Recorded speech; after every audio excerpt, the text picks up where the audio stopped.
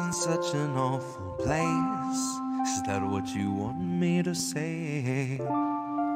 You prove it's possible to sleep for days and to still think you're right here awake. The cost of living isn't much to make, but God, it's so hard to save. And when they told you everything was safe, were you safe?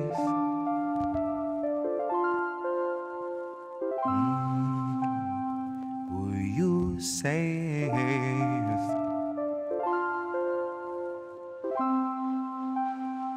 Were you safe?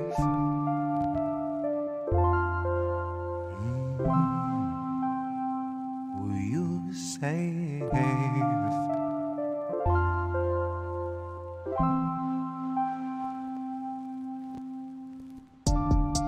I guess this isn't such an awful place. Is that what you want me to say? You prove it's possible to sleep for days and to still think you're right here awake. The cost of living isn't much to make, but God, it's so hard to say. And when they told you everything was safe, were you safe?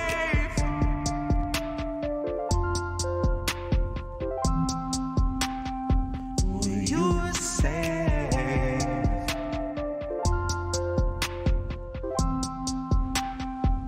Were you safe?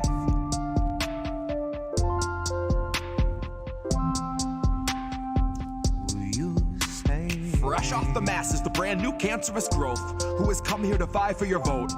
Come here to cry at the camps and to mourn at the shore for the bodies that float by the wreck of an immigrant boat. Then it's back to their luxury home, couple security booths and a moat. Couple cigars, little escargot, little booze and a soak. Just breathe in the steam and the smoke. Pink salt, lavender, candles are low. Shit, when you do what you do, gotta lighten the load. And he got a life of his own that's a sight to behold. And it's a lot to control, to decipher the code or to siphon the soul.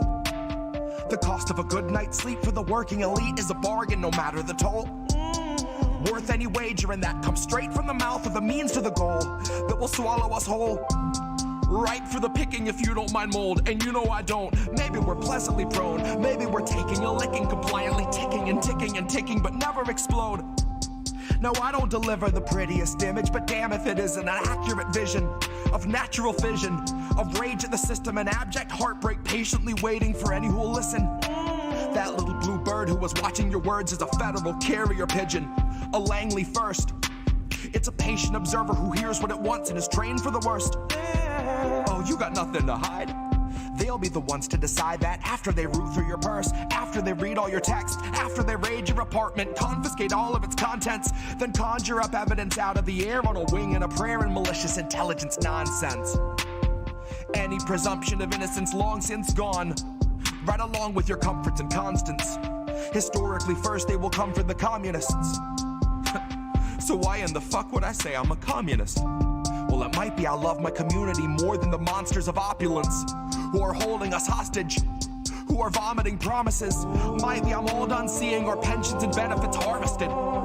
Might be I'm all done watching the populace being disarmed in the guise of an armistice. Watching a woman collapse on the floor who will rise no more. She is wheeled out the door and you're next in line for the pharmacist. If you can get me to vote, it's a hard no confidence. But part of the charm of deception is politics wearing the mask of incompetence.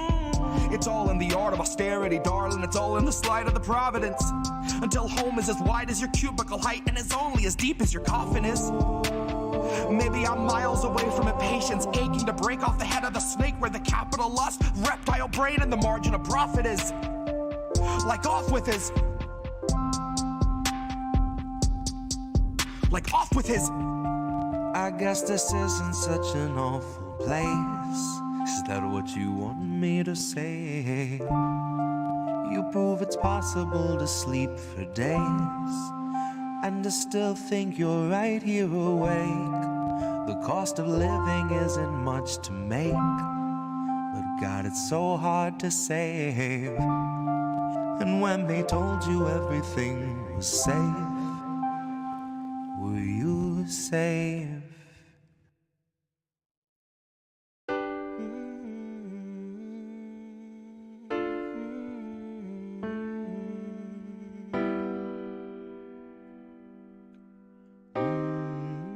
I think I liked it better being blind, when I couldn't read between the lines, and when I couldn't see the cracks in the structure that lay bare before me the whole time. I think I liked it better back when I suspended disbelief and swallowed pride.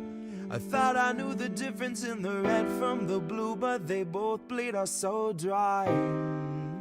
They both bleed us so dry. My favorite songs don't hit the same way. I get to the end of a 4-minute track and I'm only looking back thinking, what did they actually say?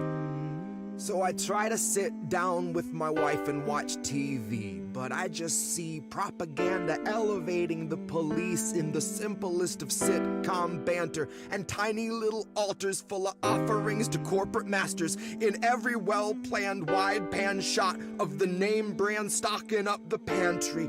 Pull back one long tracking shot out to the garage to the logo on the Camry. Nice tight shot of the Camry. Close-up view of the Camry, slow pan up on the Camry, long slow zoom to the unmoving human who's up in the front with the tube pumping fumes to him straight from the back of the Camry.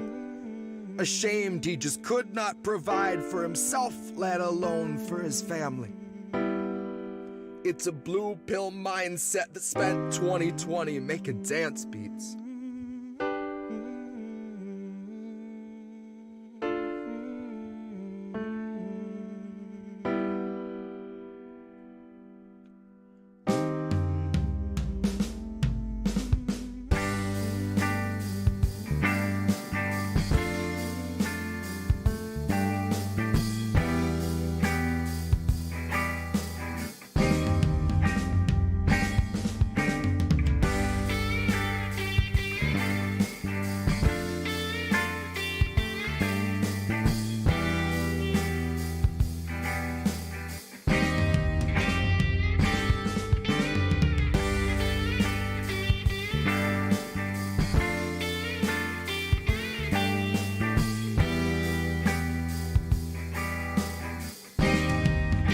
I think I liked it better being blind, when I couldn't read between the lines, and when I couldn't see the cracks in the structure that lay bare before me the whole time.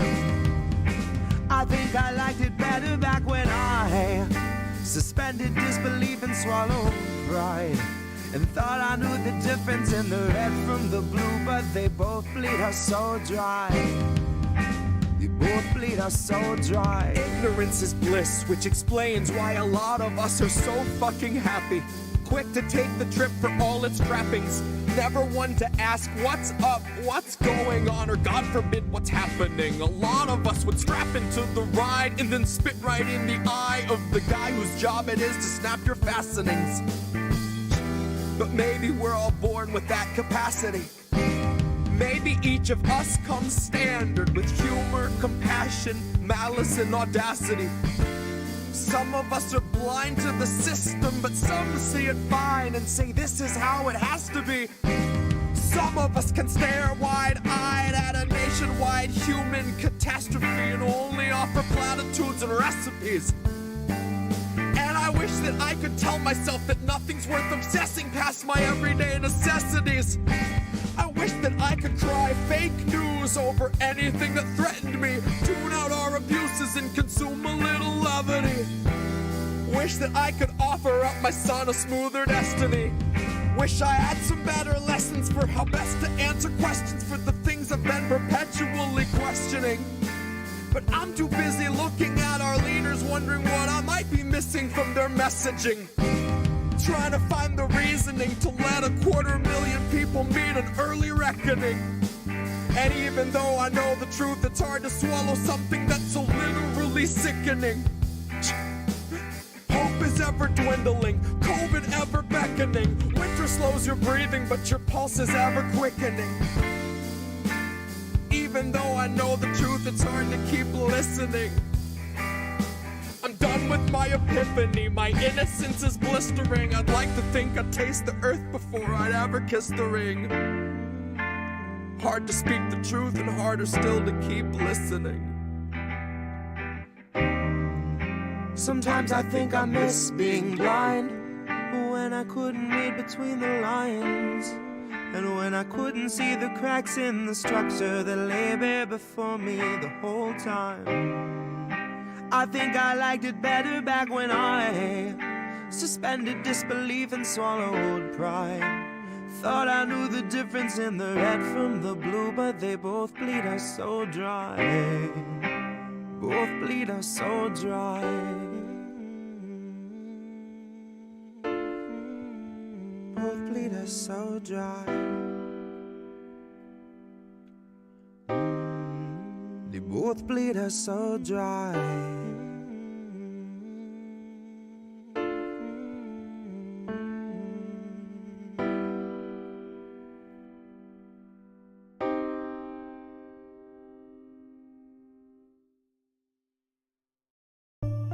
Good morning, Sunday morning.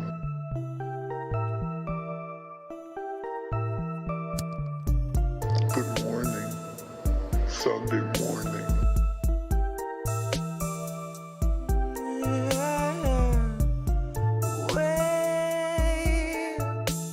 We're 40 Sunday mornings out from normal, and the world is not the same.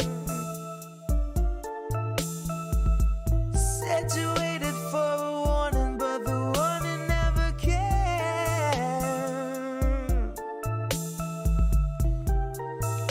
Don't shine a light in my face.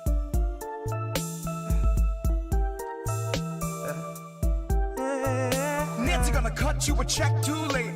2 years after your funeral's paid, 2 years after the grave, she'll be a little stronger for all of the dollars she saved. Watching you wake, watching you cling to your family slipping away. Watch her do nothing but pray. Watch her condemn the Republicans, take them to brunch and then shrug it away. Now watch us be outraged half of a day, then pick a new hero to face our leaders and think they could beat them, playing the game they played since Pelosi had real human blood in her veins.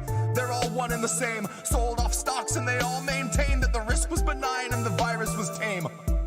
Flash forward and 40 Sunday mornings fade, 250,000 people and it's wake and the cruise ship sailed today. So motherfucker, don't shine a light in my face. Wait. Good morning, Sunday morning.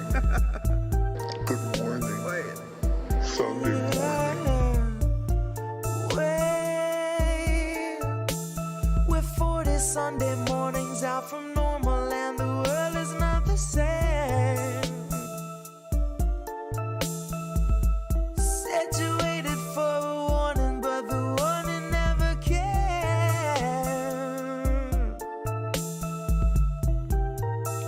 Don't shine a light in my face. Said you waited for a warning, but the warning never. No, Indy left. What is happening here? To check out IndependentLeft.news. The Indie News Network. Indie Left News. Oh, hey, Indie Left. IndependentLeft.news. Great work. Indie Left News. Independent Left.news. Independent Left News. Shout out to Independent Left News. Shout out. Oh, what's up, Independent Left? Friend show. Thank you, IndependentLeft.news. The INN, Indy, you're wonderful. I think Indy was onto something. Independent News Network, Indie News. Yeah. What's up, Indy, over on Rockfin? Independent News Network, also known as INN. Indie Left News. I don't know if I would have made it through that 3 weeks without Indy, honestly. No, I was just going to ask Indy. A huge thank you and shout out to Indie Left. No, you know what we're doing? We're world building, Indy. Indie Left News. You were doing the INN recruiting. Indie News. Independent Left News. Shout out to Independent Left News. Check out Independent Left News. At Kennedy News. I see Indy's in the chat. Hi, Indy. Okay, great. Bye. Yeah, bye. Okay, great. Yes, bye. Well, hi, and hi, everyone. Yeah, it's Sunday night. Woohoo! It's Sunday night. It's how do we miss that? We're excited, and we just probably blew out our mic a little bit. But yes, hi, everybody. Oh, look at that. We got Dr. Nick Riviera. We saw him in the Do Dissidence chat earlier today. Good to see you, my friend. We got union busting is disgusting. That's right, Big Mad Crab. Union busting is disgusting. We're going to talk about that tonight for sure. Woo! We got Kameshwari Kate. Hi, Kate. Hi, everybody. Hi, everybody. To steal from Jesse Jett, who's stealing from Harry Carey, who's stealing from Will Ferrell. And we got the Yeah Man over there. That's Reef. Yeah, we got a bunch of friends over here in chat. That's good. Hi, Nick, and I see Eric T. Red. We got maybe some people coming over from Substack Notes this time. We'll see. Actually, didn't post a link over to Substack Notes, so let me go and restack that. Wow, we can say that now. That was pretty cool. I don't know if anybody watched on Wednesday night, but we did go through the new Substack Notes, and it's kind of like Twitter Lite stripped down, but now we're seeing what's going to happen with this thing. Well, I like what I see so far. It's pretty cool. Mostly writers and journalists and content creators on there for the most part, but I think people are going to fill it up. Anyway, so okay, we shared that. We're restacked. So if you're on Substack Notes, substack.com/notes, you can check that out and look up Indie Left, and that's my personal profile in there, and you can connect with me on there. Cool. All right. Ready to go? Yeah. Welcome, everybody. How do we miss that? So as everybody knows, How Do We Miss That is a show featuring articles written by independent journalists who expose corruption, cover workers' organizing, and environmental crises while challenging corporate establishment narratives and talking points. New episodes stream live Sunday nights, 10 p.m. Eastern on YouTube, Rumble, Twitch, Rockfin, Substack, Facebook, Telegram, everywhere. Podcasts usually published within a day or two, and that'll be up on Amazon and Apple, Google, Spotify, the video version on Spotify, and more everywhere you get your podcasts. I listen on Overcast personally. I'm Indy. I'm one of the co-hosts. I'm the founder and editor of Indie Left News. We're going to talk about Indie Left News in a minute. And the Indie Media Today Substack, which is growing and doing phenomenal. And Indie's Tech Tips exclusively on Rumble. Also of the Indie Media Awards, which we've been talking a lot about this week. Reef, Indie Media Awards. Slipping. Okay. Thank you. Co-host. This guy, Reef Breland, is our technical director. The soundboard guy when he's on, and the creator and founder of INN News and Reefer After Dark, and co-host, of course, of those. Both of us are co-founders of Indie News Network, INN, a collaborative family of independent content creators. Thank you so much for supporting our channels. Find our channels at indienews.network. All of the stories were included this week. It hurts to say this, in indieleft.news between Sunday and Friday. Because it's impossible to keep up with this fire hose of developing news all week long. These are these are going to be like 6 or 7 out of the hundreds that are coming. Please make sure to like and share this link, share the stream, subscribe to our channel. But let me explain what's happening. And I'm going to read a little something I put up on indieleft.news. It's a letter that I wrote because, wow, look at the reefer. What? Ooh, the reefathon. Oh, now we got dueling icons. Oh, come on, dude. All right. So hi everyone. Thank you so much. First of all, thank you so much for your support since we started our newsletter back in March 2020. Unfortunately, the platform and host of our indieleft.news website, Paperly, has made the business decision to close their operation as of April 20th. It's 4/20. Don't worry, but we're really not going far. One of our biggest challenges, though, has been replacing a platform with the robustness, features, and flexibility of Paperly. Sadly, there really isn't anything in the marketplace at all quite like it, even on a paid monthly subscription basis to host indieleft.news. But the good thing is that we are working with a developer, shout out to Josh White Hat Magic, to create a similar experience, only better. It likely won't be ready on Thursday, April 20th, as Paperly only really gave us 30 days notice to make preparations to migrate elsewhere. But in the meantime, for the articles, you can subscribe to our combined Odyssey and article video RSS feed, and that's at our Telegram channel, which you can subscribe to at t.me/indleftnews. For the videos, you can subscribe to our Substack. Of course, that's indiemedia.today. We talk a lot about Substack. And there you can we're going to showcase 6 or 7 independent videos every day from content creators across the independent space. We're going to give you live stream alerts for How Do We Miss That and other shows. we're going to do clips from How Do We Miss That? And we've been sending out a clip every day, pretty much as an email as well to the base, so everybody knows about that. I write the occasional article on top of that. And it's the podcast home for Friends of Indie Left. So really cool. Thank you for taking this ride with us. Just please be patient with us. We're going to figure this all out. In the meantime, IndieLeft.news will likely end up directing to the Substack. If not, it might go to the link tree. I'm trying to figure out what the best place to deliver everybody to and how to make this smooth and easy for everyone. But really, I appreciate everybody's patience. I appreciate everyone sticking with us. Substack's not going anywhere. Substack's been growing like gangbusters, especially in the last 2 weeks. Holy moly.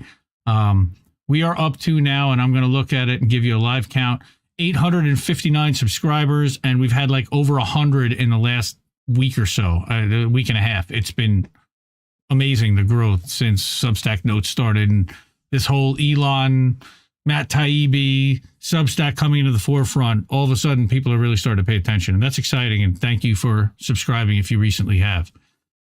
Okay. Reef, okay. What's up, dude? Not much, fam. What are you up to? I mean, working on that pretty Yep. much. Yep. That's what we've been up to, is trying to figure out a replacement. I know you've been working on INN News and recording some stuff with Colin. We had an amazing stream. Oh my God. Tara had Ray McGovern, legend, CIA legend, on Friday night. He had some interesting things to say, but it was fascinating interview. So definitely check that out. All right, let's get to it. I've got a thumbnail. All right, let's go. A thumbnail that's going to cover 3 of the 5 stories that we're talking about. And the one that we're going to talk about first isn't even on there. And that's about the unions and the students and the grad students and teachers on strike at universities. Then we're going to talk about tech workers and should they unionize. We're going to talk about Norfolk Southern. And then we're also going to talk about chemical spills and a fire that happened in Indiana. And then finally, we're going to get to Taibbi and his Substack. So normally we do 4 stories. This is going to be 5, but it's a quick 5. We should be able to get through it pretty quickly. All right. My wife actually graduated from Rutgers University, and I believe Greg might have also, the Big Bad Crab, our creative director. Yes. So not only Rutgers, but University of Michigan as well had a strike in the last couple of weeks. Shout out to Left Voice, one of the Indie Media Award honorees. Thank you. All right. So University of Michigan grad students striking for a living wage and a broad social justice agenda. This is out of Left Voice. So that's the first thing that we're going to get into is grad students. And I know we talked about grad students winning concessions at Temple that weren't phenomenal, but still were substantial. And we can't dismiss any of this stuff. And to say, look, we're not getting huge gains, and they're trying to sell them as huge gains, and we have to take it for what it really is. And I know Greg's gonna go off and chat. Crumbs are, it's more than crumbs, but for the second time in 3 years, University of Michigan grad students are on strike fighting for a starting wage.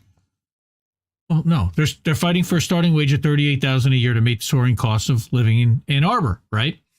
So these demands come as the university's endowment continues to balloon, surpassing $17 billion as of last year. Money's there. Hail to the victors, right? That's their fight song, the blue and the maize. Grad students are also asking for gender-affirming healthcare options, better workplace protections against sexual harassment, and an approach to campus safety that doesn't depend solely on a militarized police force. After raising similar issues 3 years ago, the Graduate Employee Organization, or the GO, ended the strike when the University of Michigan administration threatened legal action that could disband the union, lead to job losses, and subject leadership to arrest. The admin poured immense resources into forcing them back to work, even going so far as to hire the same law firm defending the city of Flint in the poison water cases to file the injunction. Right? Yep. Wait, I skipped some. So mere days after the strike began, current strike began, university again bypassed good faith bargaining and sued its own students. this time asking the courts for an injunction to end the strike. Through the emergency injunction, though it was denied, an evidentiary hearing is scheduled for April 10th.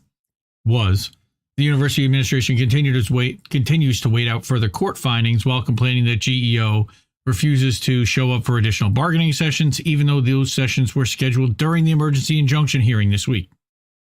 How are they supposed to do that? Can't be in two places at once. Mm-hmm. In their arguments for a court injunction against strikers, U of M admin has claimed that the strike is causing irreparable harm. But the admin has fought GEO consistently throughout contract negotiations, which started in November, filing a December complaint with the Michigan Employment Relations Commission in an effort to impede open bargaining. I mean, again, this is strike busting from administrations. This is what we've been seeing at Temple. They're doing the same thing here at Michigan. They're now, let me guess, they're going to cut off their health care next, right? So these procedural quibbles led to delays in negotiations that have been worsened by the admin's insistence of most of GEO's demands not fit for contract bargaining, effectively stalling discussion on most issues. Okay, so one of the team members who's a graduate union member and worker, steward in public policy and environmental science, explains that some of their proposals are related to a safer workplace, including our unarmed emergency response proposal and protections for non-citizen workers. Like, they're getting pretty specific and granular, and I can almost see why the administration is kind of pushing back a little bit. They're probably like, we've got much bigger fish to fry than this. But notice to workers if ICE is executing a search warrant, for example. Like, yeah, that's kind of weird. Why would, so that your illegals can disappear? Okay. Academic HR has argued that these are permissive or non-mandatory. I mean, what do you expect them to do? I'm just saying from their perspective, not from ours, where we see what's going on here. But I'm just saying from the perspective of the administration, what they're asking for would may be considered unreasonable. We'll see. Academic HR has argued that those are permissive or non-mandatory subjects of bargaining, right? But we view them as central to workplace safety, which is a mandatory subject of bargaining. That's a questionable thing, and that's going to have to be contested in the courts on its own. U of M's administration argues that those are not directly related to salary and benefits, so they don't qualify as mandatory bargaining items. So again, they're nitpicking over what's even bargainable. But even though definitions of mandatory subjects... And they're throwing in culture stuff where they could be sticking to economic labor stuff. Right, but they're talking about workplace safety. They get a little bit of both. Culture is relating to that? Right. Are they sure. They have to really provide substantial amount of examples that are showing that workplace is unsafe for the people that work there. Okay. The administration similarly refuses to negotiate on extending out-of-network and look, I am an ally to all. Like, I also understand the position of the administration. I'm trying to understand where they're coming from, why they're pushing back and saying no to this potentially. On top of the fact that, it could be bigotry, could be all kinds of other stuff, but let's look at it from an economic perspective and let's look at it from a scale perspective. Is this something that percentage-wise, student-wise, they're looking at and saying this is something that we should be focusing on at all? Extending out-of-network gender-affirming healthcare options for students doing research and data collection away from campus. University negotiators actually shut down any discussion of this issue on International Transgender Day of Visibility. Probably not the best day to do that. Or, of course, financial compensation for the fieldwork of social work. And I don't want to make light of the fact that they're denying that.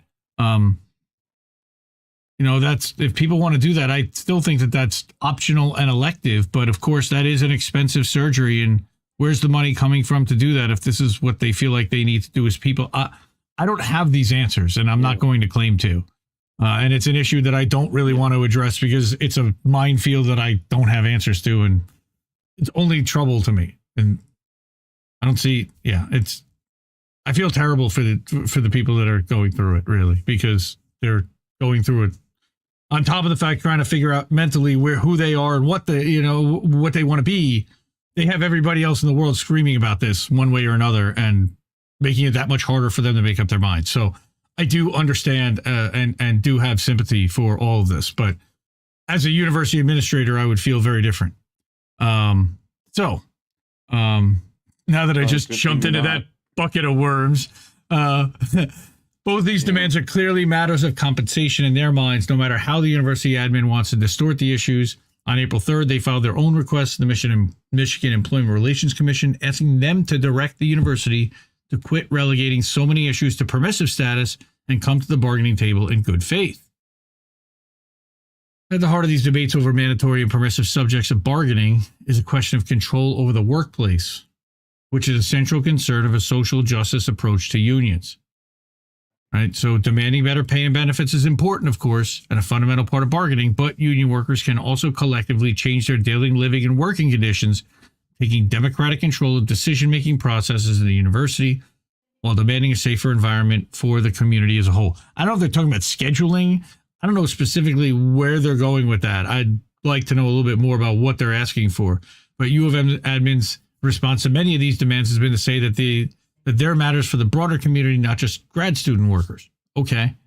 In the case of GEO's demand for non-police urgent response team, for example, the admin argued that this is a demand that's non-mandatory subject under Public Employee Relation Act. So that means that everybody, like every teacher, have to vote on this because it doesn't impact the wages, hours, and terms and conditions of employment. Seeks to negotiate police services for non-unit members and the public generally, and infringes on the university's management rights under PIRA. So they have reasons to push back too, what they consider to be legitimate ones. That's questionable, but they're going to use this, and they have the law and, the money on their side. So for the admin, like all capitalist bosses, the problem with the kind of social justice unionism that GEO embodies is that it runs the risk of uniting not just the bargaining workers, but the entire community that stands to benefit from the changes the union is advocating. That's exactly it. They don't want to let everyone know.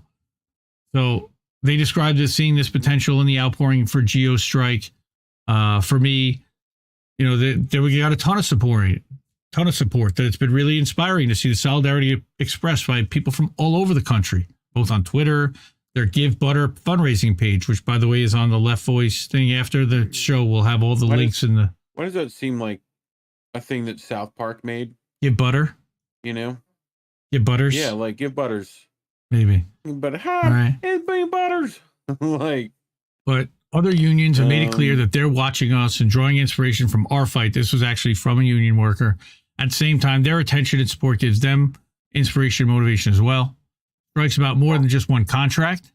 It's about workers everywhere getting paid a fair wage, feeling safe at work. In stark terms, Leland, who had no union organizing experience before her work with GEO, describes the formation of a class consciousness that is at the heart of social justice unionism and is one of the main targets of anti-union actions and legislation. Again, we're just this keeps going on and on and on, and we're going to get to one more article, and this was about Rutgers, but keep reading that one. That's Left Voice.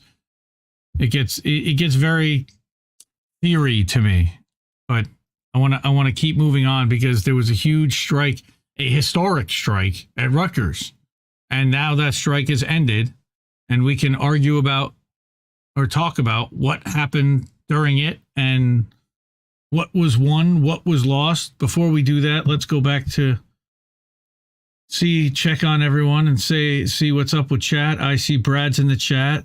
The Snow Himbo. Dude, where'd you go? All right, so he's leaving. All right, so Brad Ballinger, by the way, everyone sub to his channel.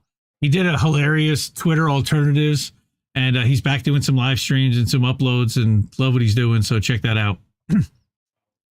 Good. Caitlin Johnstone, everyone's talking about Substack and notes and that you can edit and that you can make longer posts than 280 characters without having to pay Elon or set up $5 a month bullshit. Desert Mantis, you're welcome about Squirrel Tribe. I think she's terrific as well. I've been trying to actually reach out to her, and I'd like to either have her on the show or do an interview with her. I'm trying to get or to set her up with Kim Iverson maybe and go on Kim Iverson's show. I'd love to see her get more visibility in our space because she is doing the research. She's reading the websites and she's seeing exactly how they're poisoning us and connecting the dots that I think are so important to connect. So definitely shout out to Squirrel Tribe. Anna Ringwald, yes, you can't fight planned impoverishment without a labor movement. I agree. I was going to put that up on screen. Oh, Brad saying pee pee poo poo. Yes, that is the Kyle Kalinske tweet, if I remember correct.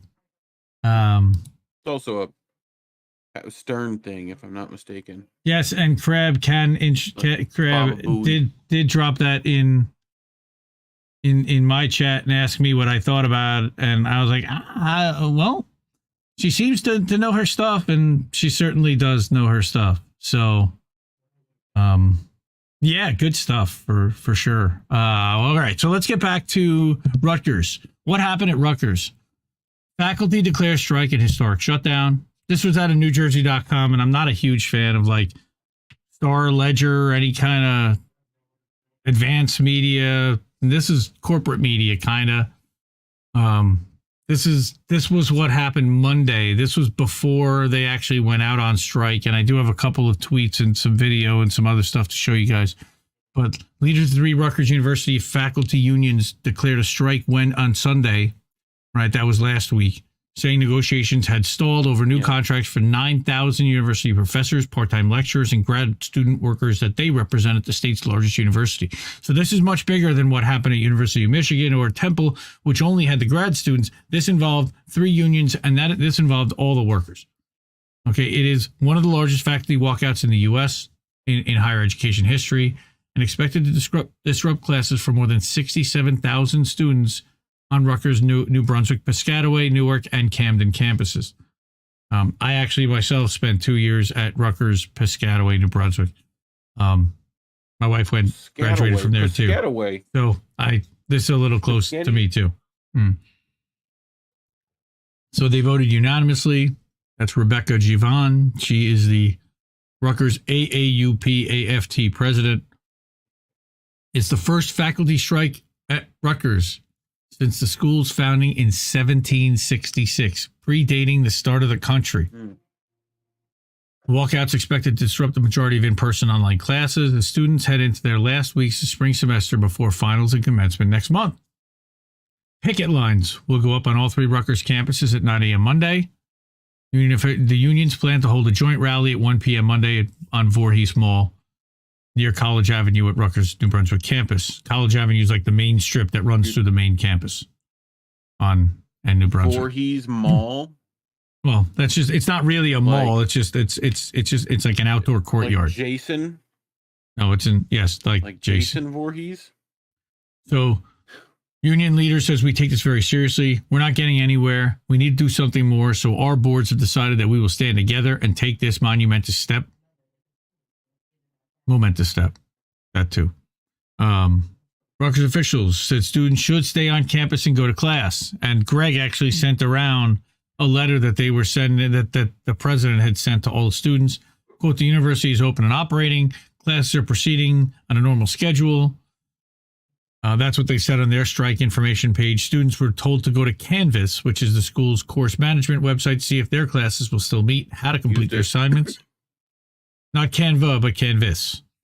All right. So Rutgers president Jonathan Holloway, right, said that he believes the 2 sides are close to an agreement, but of course, the other side disagrees. But he said that to say this is deeply disappointing would be an understatement. Okay, narrative manager. All right. Continued academic progress of our students is our number one concern, and we will do all we can so that their progress is not impeded by a strike. Well, you failed. Which means we got to stop the strike in any way so that, yes. Right. Yep. So Governor Phil Murphy issued a statement calling for the union and the university to meet with his administration Monday at the State House. So they met with the governor. Holloway previously said that he believes a Rutgers faculty strike is illegal, and that the university could go to court seeking to force professors and teaching staff to return to work. That's always good. However, two sources with knowledge of the talk said late Sunday that Rutgers officials will not immediately go to court to ask a judge for an injunction to end the strike. Instead, they will continue bargaining in hopes of reaching a deal quickly. I hope so. Well, it took them all week, and they did actually reach a deal. Or supposedly they reached a deal with, and union leadership is spiking the football and dancing, and we're going to talk about that in a minute because I got a follow-up thing that showed up in my feed tonight, and I was like, oh, look at that. And then Greg, of course, was like, nah, that's not what you think it is. Okay, so we're going to talk about that too. The decision to strike followed days of marathon negotiations as the two sides tried to reach a deal but stalled on several key issues. On Saturday, a mediator was brought in to try to help to bring the two sides closer to a settlement. Prior to the strike, university officials said Rutgers student residence halls, bus service, dining, counseling, other services would remain open. Students were also told that they should be prepared to attend classes even if their professors were on strike. Why? What are you doing? All right. Striking unions have been working without a contract since July 1st. Right. That's the three unions. It lists them. Faculty members at the medical and other health science schools will continue performing essential research and patient care, but will curtail duties that will not impact patient and health safety. I don't know how they determine what's what. I guess they will. Some of the Rutgers other large unions said its workers will stay on the job even if the faculty on strike. That would be like the custodial staff would be my guess. You know, maybe the people that work in the dining halls so the students don't starve. You know, Union of Rutgers Administrators, AFT, which represents administrative and professional employees. That's our friend Randy Weingarten that runs that one. All right, said last week that it will not ask its members to walk off their jobs in a sympathy strike with the faculty, but the union said its members can show support by walking in picket lines and attending rallies outside of work hours. Sure they could. Until they got warned that they would be in deep doo-doo if they did that. So it also cautioned Rutgers unionized administrative and professional employees not to take on any of the work of striking professors and teaching staff. Yeah, don't do their work. Absolutely. Union busting is disgusting, as Greg said multiple times, and I agree. All right. All right, this could have changed the way we pay educators, but they want to keep negotiating until they retire. That's right. They can run the clock out. Meanwhile, the students graduate, and they still have bills piling up and racking up, and the administrators, they're going to be just fine. Rutgers president told the university community last week that the school had offered to increase salaries for full-time faculty members, teaching assistants, grad assistants by 12% by 2025. They offered an additional 3% lump sum payment to all the faculty unions that would be paid over the first 2 years of the new contract, which is nothing. 3% over 2 years, that's like $5 each time. Are you kidding me? Rutgers also proposed an approximate 20% increase in pay for adjuncts who are compensated according to how many credits they teach each semester, and offered similar raises for postdoctoral fellows, right? Yeah. This just becomes a mess, right? But so, you know, let me go to the article from today or from yesterday. First we have Kenneth P. Burns. Okay, so let me go back to Indy, Maine. All right, so Kenneth P. Burns, and Greg had put this one. Sounds like something Bart would try to have you to say. You know.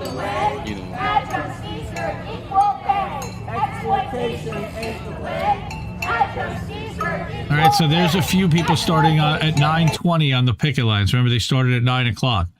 So by 9:20, you got, all right, so then a little bit later in the day, this is at 10:30, you got more people joining, and look at how many people are now on the picket lines. Yeah. Hell yeah. That's a good 30 or 40 maybe. I would say you've got more than 40. You probably got like closer to 60. All right. And then somewhere in there. And then Tevin King is a senior educational opportunity fund counselor on the New Brunswick campus. He came down to march in solidarity with his Camden colleagues. So that's WHYY News that covered that. Shout out to them. They're an NPR, but they at least covered it. They had people there. They were, you know, I can't always like what they're doing, but So here's the story that I saw. It showed up in my feed, and they're celebrating. All right, the 1,000 or so faculty members who were breathlessly joining a Zoom meeting a few minutes early may have heard Carla Katz apologize for wearing a hat. For the vice president of a full-time, non-tenured track faculty, a snazzy tan fedora covers some tangled locks. Really, yeah, it's very, very hairs to those long hours. Ha ha ha. So this is very flowery and complimentary. The leaders of 3 Rutgers faculty unions and many of their rank and file joined a Zoom call Saturday to spike the football, celebrate raises, and announce gains in job security, and praise those who patrolled the picket lines for putting pressure on the school's administration. At a little past 1 a.m., word came from Phil Murphy's office, Smilin' Phil, Smilin' Phil, multimillionaire Goldman Sachs former guy, that union leaders had voted to accept a framework for new contracts and to suspend the union's 5-day-old strike. Wait, what? Yeah. What? Yeah, what? Let me turn off the bookmarks too. That'll raise it up a little higher. But yeah, so union leadership accepted it, but they didn't get the vote of the union themselves. Tenured professors, teaching assistants, postdoctorate students, and the rest of the faculty members will return to their posts Monday morning, with the end of classes looming May 1st. Ratification of a full tentative agreement once reached, so it has not been reached yet. They still need a full TA, will then be decided by membership secret ballot. When is that going to be? I don't know. That's a secret ballot. Okay. No, that's okay. The secret ballot is so that all the teachers can do that free from repercussions and anybody knowing what they voted. Sure. But the biggest winners of the first Union faculty strike, according to this, are the 2,700 adjunct professors. So it would seem this subset of faculty, which teaches about a third of all courses offered at Rutgers at much lower pay rates than their tenured full-time colleagues, will get a raise retroactive to July 1st of last year when the contract expired. And they're going from $57.99 per 3-credit course to $75.30. So it's decent. I don't know how many of these 3-credit courses they're teaching, probably 4 or 5 in a semester. But then how much is the cost of living there? Well, it's again, that's only one of their courses in one semester. So yeah, you have to add all this up. And I don't, because I don't know how this all breaks down. I'm sure others could tell us that. But no, they're going to be after 4 years. This is all adjuncts, right? Right, so, but this is all again per course. Sort of agreed to, because that's what a 3-credit course is. Right, is one course. Well, there also are 4-credit courses. 7. Yes, but generally, like per 3-credit course. So you're talking about 7,000. So that's 75 that's one semester. 7,500 from under $6,000 a semester per course. So you can teach 4 or 5 of those. That's $28,000 a semester, $56,000 a year. You say you could teach 4 or 5 of them. It depends on how much you're an adjunct. It depends on how many. You might only get one class with that because you don't have the student body, right? Like you need a certain amount of kids in each class to be able to get paid for it. Rab's saying there's no way to know. I almost want to let him come in here, but I'm not set up to just flip that on the fly, unfortunately. Yeah, you could. Oh, there you go. You could do White Hat Magic. You could do 2 or 3. An adjunct professor teaches 2 to 5 credit hours per semester. Shout out to Josh White Hat Magic. Yeah. Follow him everywhere. Depending on what's available and what they're teaching and what like is it required for a particular degree? All right, so all of that matters. So 2 to 5 credit hours, and these are 3 credit hours. So you're talking about like one course per semester. So you're talking about per semester, right? 2 to 3. What did he say? 3 to 5 per semester. So how long is a semester? It's 3-4 months. It's like September to December, or it's January through So you're May. getting 12,000. Yeah, it's not much. So yeah, he's also saying that proposed 1-year appointments for hundreds of adjunct and 2-year appointments for long-serving adjuncts means for the first time in history, we now have a measure of job security. Okay, that sounds good. He said that adjunct faculty members will also have binding arbitration for grievances for the first time under the proposed labor deal. That's definitely good.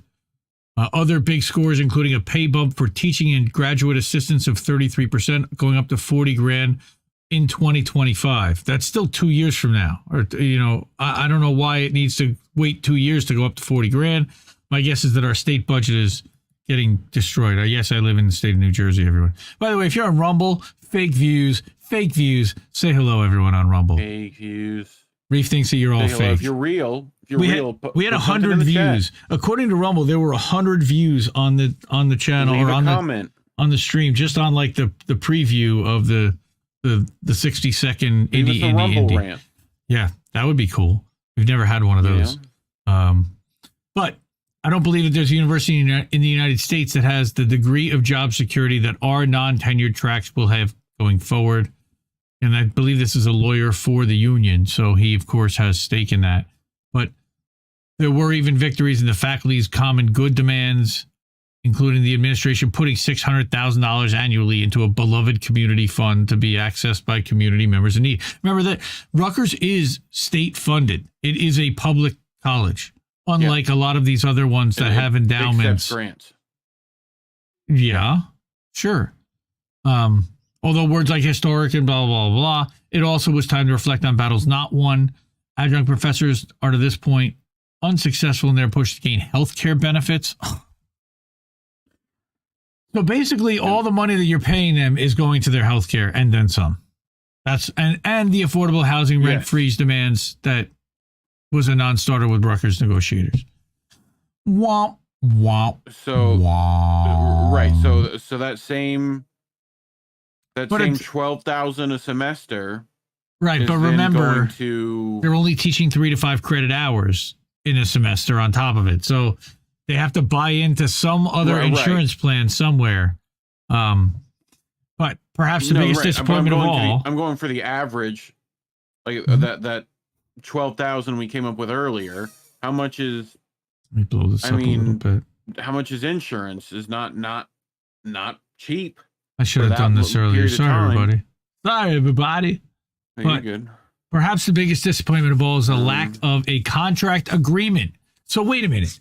These guys settled. They're spiking the football. They got raises. Maybe. They got a tentative agreement. Maybe. That they then have to vote and ratify without a contract agreement between the university and the union representing members of the biomedical health sciences faculty. AAUB BHSNJ union president Kathy Monteleone said her bargaining team, among others, is trying to get the school to agree to pick up more of the tab when healthcare professionals seek outside training in their chosen fields. And that's fair. But part of the problem is we don't negotiate with the same people as you. We negotiate with the RBHS, Dr. Strom, and his team. And so they're not really bargaining in good faith. So there's definitely issues to all of this. Run the clock out. Yeah, most definitely. Yes, and give as little as possible. Yes. Give as little as they can get away with. It doesn't mean that these workers, they have to organize and they have to continue to do it. Yes. But it's at some point when the organizers are not working in your favor, you need to reorganize, which is what you see happening in New York with pre-K workers. They reorganized into the CARE, I think it's called CARE. I forget. We talked about it last night on INN News. Yeah, I missed that. MORE, that might be it. Dude, another terrible union problem, but it's also a problem that affects like people. Whereas this it does, but it affects more the workers directly. The pre-K stuff, they're literally not paying. They stopped paying pre-care facilities for months. People took out personal loans to keep pre-K workers, like to keep pre-Ks available. Like, it is wild what's happening. And the UTF, right? The Teachers Federation, where like they weren't the AFT. Yeah, Weingarten, yeah. Yeah, that's Randy. Both of them. Still people in membership who don't agree with the like, framework and also think it's not enough. Well, there's always going to be that. And it's probably going to be the trots would be my guess. The trots always think it's never enough. By the way, rockfan.com/IND left news also ad free. If you're not a YouTube premium member, everybody hates, and I've been hearing a lot about that. There's been more ads popping up on YouTube without premium. That they're starting to show as many as 10 ads now between videos. That's insane. All of our videos on Rockfin are ad free. We're only putting the streams up. I stopped putting the clips up there because I just found that nobody was watching them. But I do have them up on Rumble for free. They're also on Odyssey for free. And I put them on Facebook. So I don't think that Facebook puts ads in between watching videos. So you can watch them there also. I think that was it. Yeah, that was the end of our segment for the grad workers and the students. So that was... That merch looked good. Someone should pick up some of that merch, man. What merch? You know? Did somebody say merch? My money.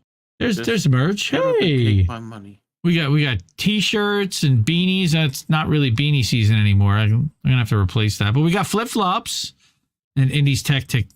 We need to get some Indy's Tech Tips notebook. That's a slide for INN merch. Yeah, because INN's got a merch shop too. Oh. If you go to innmerch.com, you can get to either this shop or the INN shop. So I did also want to talk about tech worker unions because tech workers have been decimated lately. And so there's a question of, should they be unionizing? So James Baker asked that question over at Socialist Alternative. And I thought it was an interesting article that we should take a look at because funny enough, I am actually a tech worker who was laid off, but not from one of these big companies, from a small organization that ended up a whole other story and situation. But are tech unions even a thing? A coworker asked me this. After myself and thousands of others have been laid off, rocked by the storm, dozens of us have landed in an online organizing space. Social justice activism at big tech companies is evolving into union organizing. This brutal round of layoffs may be remembered as a catalyzing event, or it may be a setback, but many tech organizing groups are popping up. Maybe you found yourself in one as well. I haven't. Personally, most tech workers aren't knowledgeable about unions because the existing unions failed to organize tech decades ago.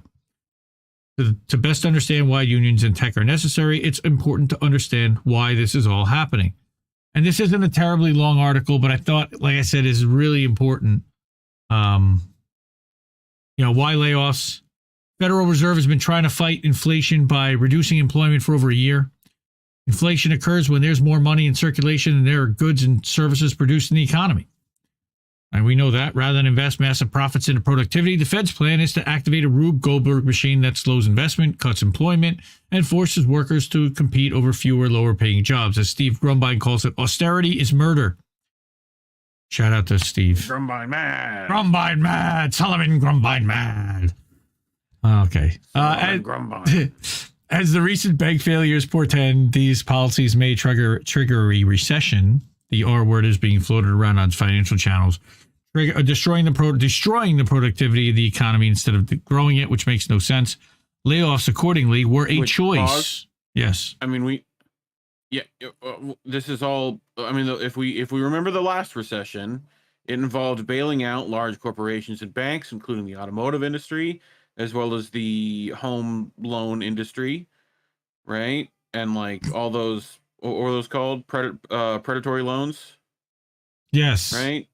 Like, which credit default was a swaps. whole big problem. And then right after that, they decided to make it to where we don't have to ask Congress to do this anymore. We can just do this. And it's been happening. Mm-hmm. I mean, with quantitative easing, as well as like just recently the SVB bailout, right? Yeah. SFB. Sorry. No, you're right. SVB. Silicon Valley Bank. I mean, they're wondering if recession is going to happen. Maybe if we didn't do the exact same thing we were doing previously, that wouldn't be the case. But anyway, yeah. Saying? So YepX has heard a rumor that you secretly work for JP Morgan and are a millionaire on Kit from Hardlands Media's payroll. See, we all knew that. Yeah. Definitely. So layoffs Chicago accordingly, Mafia money, obviously. like we said, layoffs are a choice to protect billionaire profits and wealth rather than invest in our productivity, work, and livelihoods. Austerity is murder. Low interest rates hit tech hard, tech stocks, hurting billionaire wealth. So the first line of defense was stock buybacks, a way to put money straight into stockholders' pockets and raise stock values by reducing supply. Elon initiated unprecedented layoffs, and executives rushed to pump their stock prices and keep up with Twitter's new trend. And it started even before him. But the money wasted on buybacks cast doubt on claims of overhiring.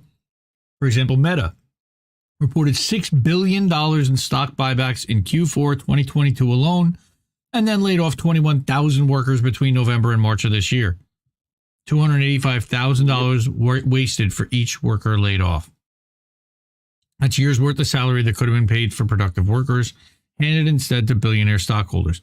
Part of the issue, though, I will say, is that my guess is that they're probably overstaffed and overhired, and maybe they can find something else for these people to do, but they have to figure that out. And they just don't have anything right now, especially in an economy that is tightening. People are buying less. Dollars are stretching further. Far from being our leadership, executives are captains of pirate ships on the remote seas of high finance. Like Brad says, capitalism is the problem. Workers in every industry, including tech workers, need unions to defend their wages and jobs from these pirates. I think also co-op. You know, like we say, unions are not the answer. Unions are the bridge to workers owning the means of production. But, you know, Socialist Alternative, which, of course, Shama Sawant is a member of, unions make us strong. So are tech unions even a thing? Yes, they are, in short, but it's still in early days. You know, Google tech workers have organized unions at a number of companies, including NPR, New York Times, Kickstarter, Alphabet, which is Google's parent, and recently Bandcamp. New union campaigns and union-curious organizing groups developing throughout the industry. Kickstarter union organizers produced a podcast, which gives a great history of their union drive. Maybe controlling your own narrative is important. Wow. I don't remember anybody. Oh, that's right. We've been talking about that like for a year. What the actual fuck? That's right, Shama. Tech unions are evolving out of the workplace social justice protests prominent during the Trump years. So in 2018, Google workers walked out against sexual harassment with their pink pussy hats on, I'm guessing. The slogan, tech won't build it. Well, and also Blizzard. Right, Activision Blizzard, right. Grew out of Google workers organizing against a deadly Pentagon project. And Microsoft workers petition against companies' relationship to ICE. I believe that Google worker thing was actually against an Israeli combined Pentagon project. And the problem was they didn't want to do it for Israel. Tech billionaires, feeling like they'd been losing a class war to woke workers for decades, wanted revenge and were jealous of Elon Musk's brutality. Okay. Yep. Socialist Alternative, don't necessarily always agree with them, but I like reading their stuff. But unions allow us to fight these fights more effectively. They offer us a unique opportunity to build our own power in a world where the boss's power is essentially unilateral. Yeah, it's a top-down structure. From economic issues like pay to political issues like ICE contracts, unions give workers the power to assert themselves. Sort of. As long as your leadership goes along with what you want to do. Strong unions. Theoretically. Right. Strong unions that are well prepared for workplace action can win real changes. Kickstarter won a guaranteed raise, cost of living adjustments, end to location-based pay, and more. Union victories are won in a contract that is applied to all workers instead of the individual contracts we're used to signing at new jobs. A union contract is essentially a temporary truce. Strong unions should always be fighting for a better one, and the bosses will always be trying to take back what they lost. Yeah. But ultimately, workers' power is derived from our economic position. If we organize ourselves, we can determine whether or not the bosses make profit. If we bring together significant sectors of the workforce, we can organize powerful walkouts, slowdowns, or even strikes. Of course, work stoppages. Yes. Yeah. Mm-hmm. Use your power. Now, work stoppages shouldn't be rushed into. They require serious and democratic discussions among organized workers. They also require a strike fund. Unions are new to the tech industry, and their potential is exciting and untested. The thing is, tech workers, they make a lot of money. In general, even like programmers. Yep. So you need a pretty substantial strike fund. Sometimes. Occasionally. It really depends, man. Like you're talking about the average game. No, I'm talking from managers on down. Dev. I'm talking from managers on down. But that's not executives. Then, like you're talking about just over minimum, or like they don't get as paid as well as you think. Like not anymore. Okay. There's a lot more of them now. Like everyone went into college to, well, you're gonna have to code.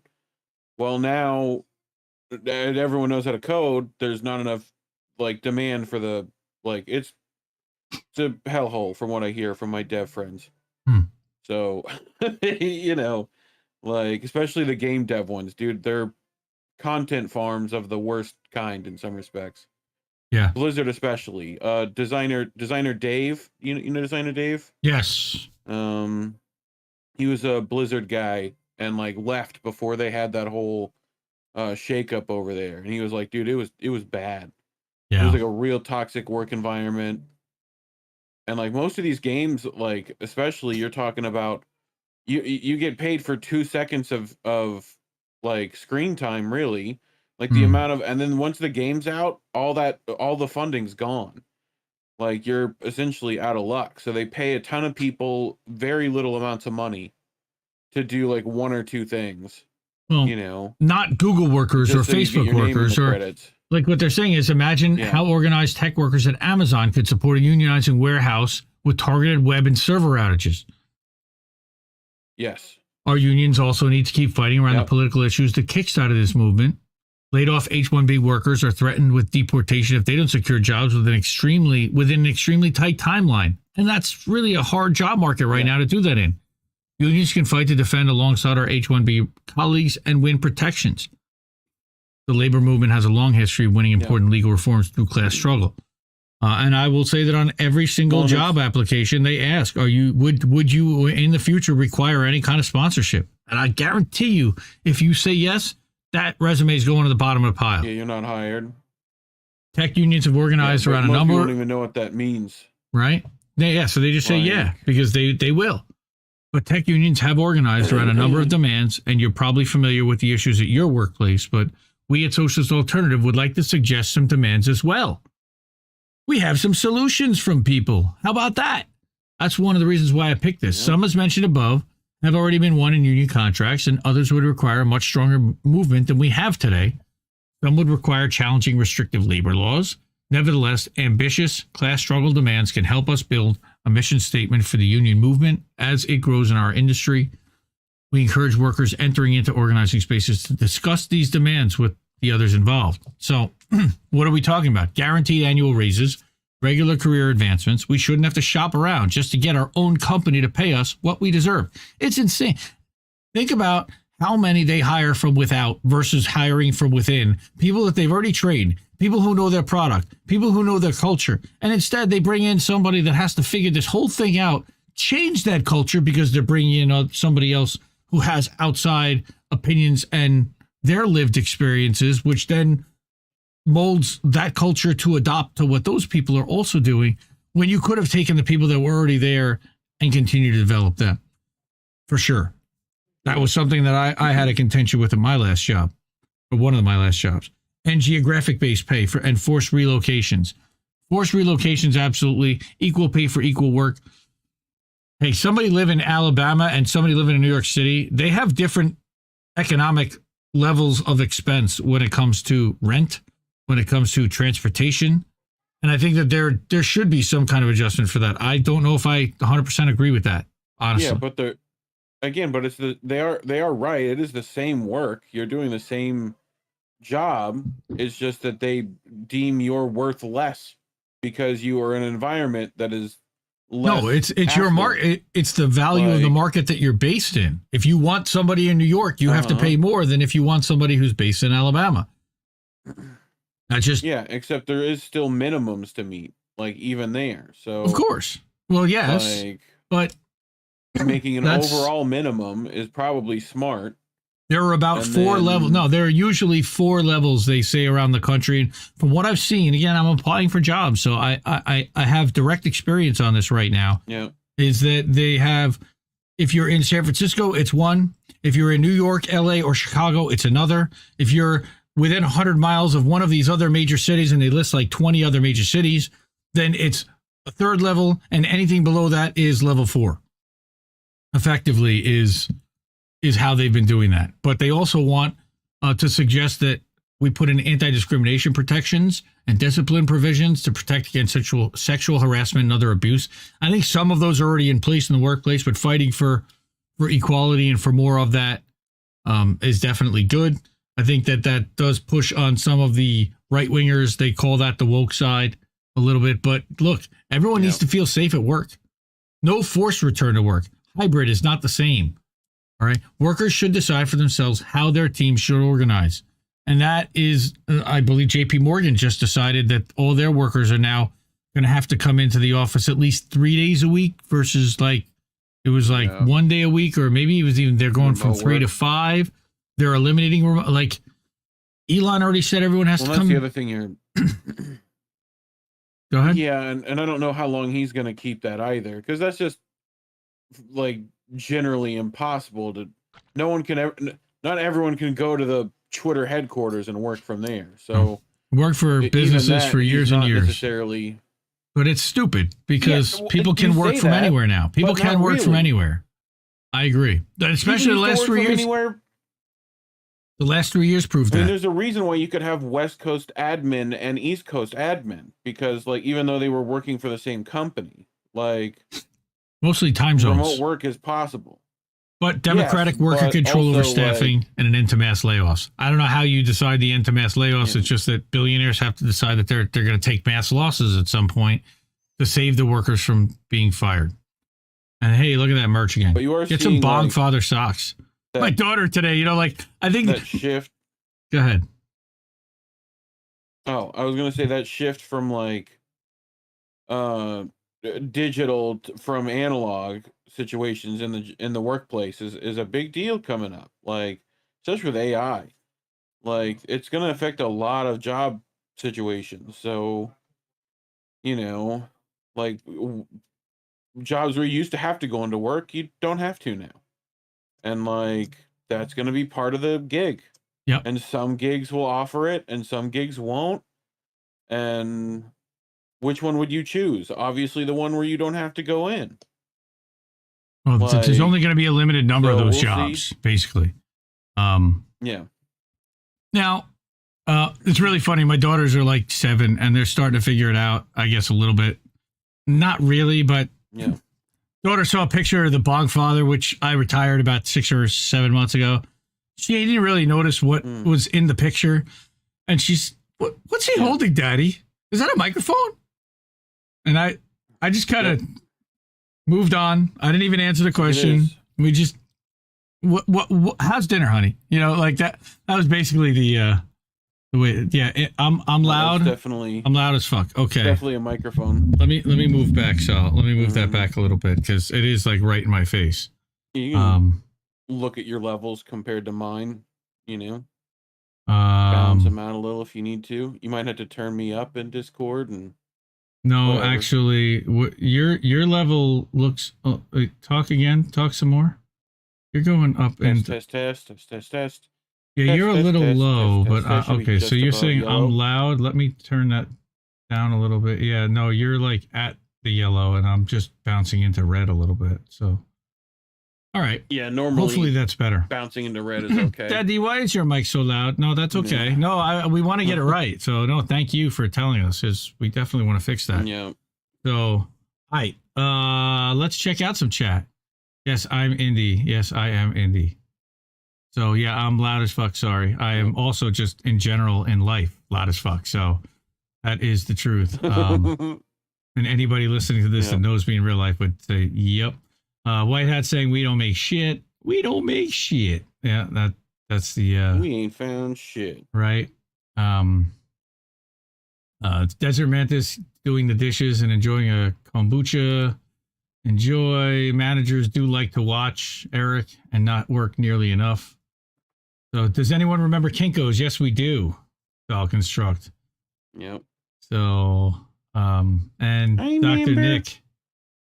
Welcome, Dr. Nick. Good to see you again. All right. So we're going to talk about Norfolk Southern and their greed, which is ridiculous. I mean, we know this because of East Palestine, but all right. I found this headline and it's a little misleading.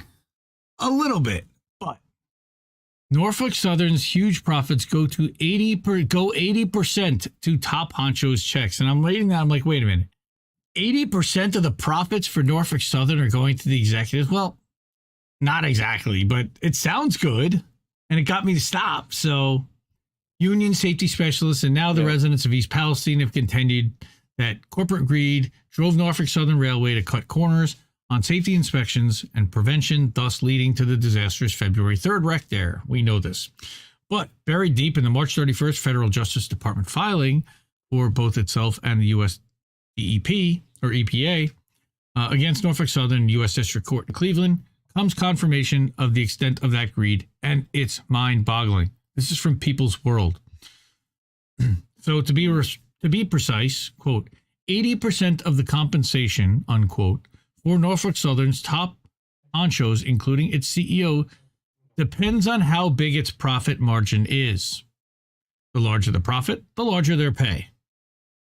That's an incentive to reduce human safety inspections, let experienced workers go, force remaining workers to shoulder jobs they weren't trained for, and line up rail cars in an unsafe way with heavy tank cars in the rear to satisfy their profit model, precision scheduled railroading, and cut trains just to just one crew member, the rail union say. All right, so that the only... You've got heavy rails at the rear. Heavy rail cars. Yep. What? The Fed seek millions of dollars in damages from Norfolk Southern, in addition to forcing it to pay for cleanup costs from the wreck. All they've been talking about is paying for the wreck. Fines for violating Clean Water Act and CERCLA, more commonly known as the Superfund law, which covers cleaning up toxic waste, would reach $120,000 a day for each day Norfolk Southern doesn't comply. Not very much. Superfund. Yep. Superfund. Not super fun. Not the Superfund law. No. Yeah. Well, some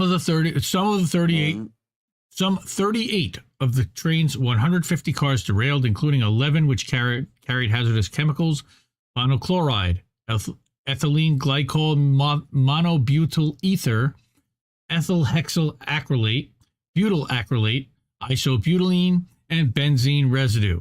We talked about this. Aaron Brockovich talked about this weeks ago when we covered this.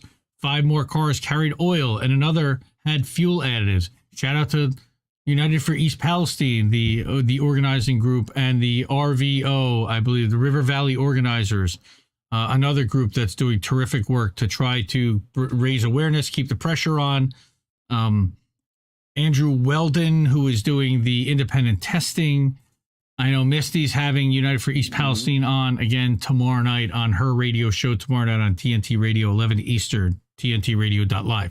Nice. DOJ's filing explains Norfolk Southern Corporation's chieftains, who are one and the same as the railroad's leaders, are judged on performance metrics, we know, which focus on measures such as operating ratio, operating income for its subsidiaries. The railroad with 35,000 miles of track nationwide is the chief subsidiary. Okay, so operating ratio looks at operating expenses as a percentage of revenue. Operating income looks at the operating revenue less operating expenses. So the more they can cut expenses, the more revenue they get, the more money their bonus is going to be. These financial metrics were selected to motivate and reward NS Corp's executives for increasing revenue, like I said, improving operating efficiency, and reducing expenses of its railroad subsidiaries. They achieve these metrics by controlling operations, which includes the operations of the railway, right? So approximately 80% of the compensation for the executives are based on the performance metrics, the Justice Department asserted. So all their money basically is coming from how much profit they can squeeze out. In plain English, the executives get rewarded if they cut costs, but the biggest cost is workers, which leads to cuts in safety. Quote, over the past 4 years, annual reports show a stark contrast between the increases in operating income and the drop in railroad operating costs. The drop includes reductions in spending to repair, service, and maintain locomotives and freight cars, perform train inspections, and pay engine crews and train crews. Bastards. Yep. I mean, welcome to every industrial industry now. Yeah, but this one's a monopoly, an effective monopoly. Yeah, all of them are. No, I mean, technically all. I mean, no, you cannot. Generally, yes, because, bro, stop for a second, and I'm talking about most of the industrial industries right now have failing infrastructure because of this right here. Sure. Same thing. But you cannot go to another railway. Is my point. Unless you move to another part of the country. I get that. That's my point. Is there's one. Yes. Yeah. And why the hell would you want to work for them? Yeah, but there's also they're also per each region. There's only one. Right. And you don't think they all go their CEOs go to coffee it's just slightly getting around trust laws, which is trust laws were invented partially because of these companies. Right. What they do today is important for the future. They mothball equipment or drive people off their jobs, a point of both RWU and the rail unions have repeatedly made to federal regulators. Shout out to RWU also. That's the Railroad Workers Union. And one of their 30 longtime members who just recently retired also has been on Misty's radio show a couple times recently. Go to mistywinston.substack.com. You can see all her guests, listen to all the old shows, everything. But that drives up profits now, pay envelopes of managers, and cost of safety and service in the future. But they don't necessarily feel that right away. Railroads say they don't need to justify their cost cutting. Yep. I've heard the Association of American Railroads, that lobby for all rail carriers, not just a few big freight lines such as Norfolk Southern, tell the Maryland General Assembly Committee that if you want to do the things that we've done for 150 years, such as two-worker crews, you have to document that it's safer than what the railroads plan. Oh, okay. But if we want to change things, we don't have to document the impact the railroad lobbies rep said. I mean, it's wow. That's the lobby rep saying right. Yeah, but we don't got for the train companies, right? But in their prepared statements, neither Attorney General Merrick Garland nor the EPA administrator mentioned corporate greed as the ultimate cause of the cost cutting, which led to the derailment. They focus instead on getting the railroad to pay for all the cleanup costs and the threat of fines if it flunks. Problem's going to be that the railroad's going to end up declaring bankruptcy in the end. They'll Yeah. And it'll get liquidated, and all those assets will move to some other group that will not only take all of the old bosses, all the shareholders will be just fine going other places, right? And they'll also just take all the assets. Kinko's became FedEx. FedEx bought Kinko's. Yes. So the EPA administrator, Regan, not Brian Regan, cup of dirt. From the very beginning, I pledged to the people of East Palestine that EPA would hold Norfolk Southern fully accountable for jeopardizing the community's health and safety. No community should have to go through what East Palestine's residents have faced, gaslight. With today's action, we are once more delivering on our commitment to ensure Norfolk Southern cleans up the mess and pays for the damage they inflicted as we work to ensure this community can feel safe at home again. That's nice. That's nice. But it's just words. Yep. And that's just money. Words. And we can actually create the money right now. We could create the money. We could give them Medicare for all for life. We could take care of these people. We could compensate them for their homes more than $10,000, which is what they're trying to do. Gross. We live in hell. I swear. We live in hell. We're fucked. Yes, thank you, Misty. We are fucked. Okay, so yes, everyone's a programmer now. Greg saying gaming industry terrible for workers. Yes, they do. They do workers dirty. Is my voice any better now, by the way? Hopefully it went down a little bit. Sounds like it. All right, nobody's complaining that I'm loud as fuck anymore, even though I know I am. I'm at least extra as fuck, if not loud as fuck. But all right, 29 people watching. Yeah, 29 people watching. Let's get to what the hell happened in Indiana this week. Oh my God. Did you hear about this? Did you hear about this? Depends. I'd have to think about what it is first. Toxic chemical fire. There's a Twitter account called, I think it's like Raw's Reports, something like that. Yes. That's been posting like that's for like I've had a couple another ones. Yep. This is in the town of Richmond, Indiana. All right. And this was by Indie Media Award honoree Common Dreams, Julia Conley. I built this house, Julia. Ceiling fan. I built this house for you, Julia. It doesn't have to be this way. Go Major plastics fire. Full throttle. Major plastics fire triggers toxic fears in Indiana. All right. So officials in the city of Richmond, Indiana said Wednesday that a fire that broke out at a plastics facility Tuesday is expected to continue burning for several days, sending huge plumes of black smoke that doubtlessly contain toxins into the environment there.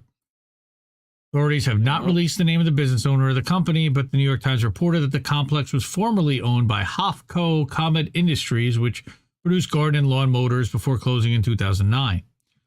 The facility is now used to store large amounts of plastic for resale and recycling, but they won't tell you by whom. That's weird. Around 2,000 people in a half-mile radius of the blaze were ordered to evacuate the area Tuesday, and officials don't know when the order will be lifted. You're fucked, people. Welcome to life. The Richmond Community School District, of course, canceled classes for the entire town on Wednesday.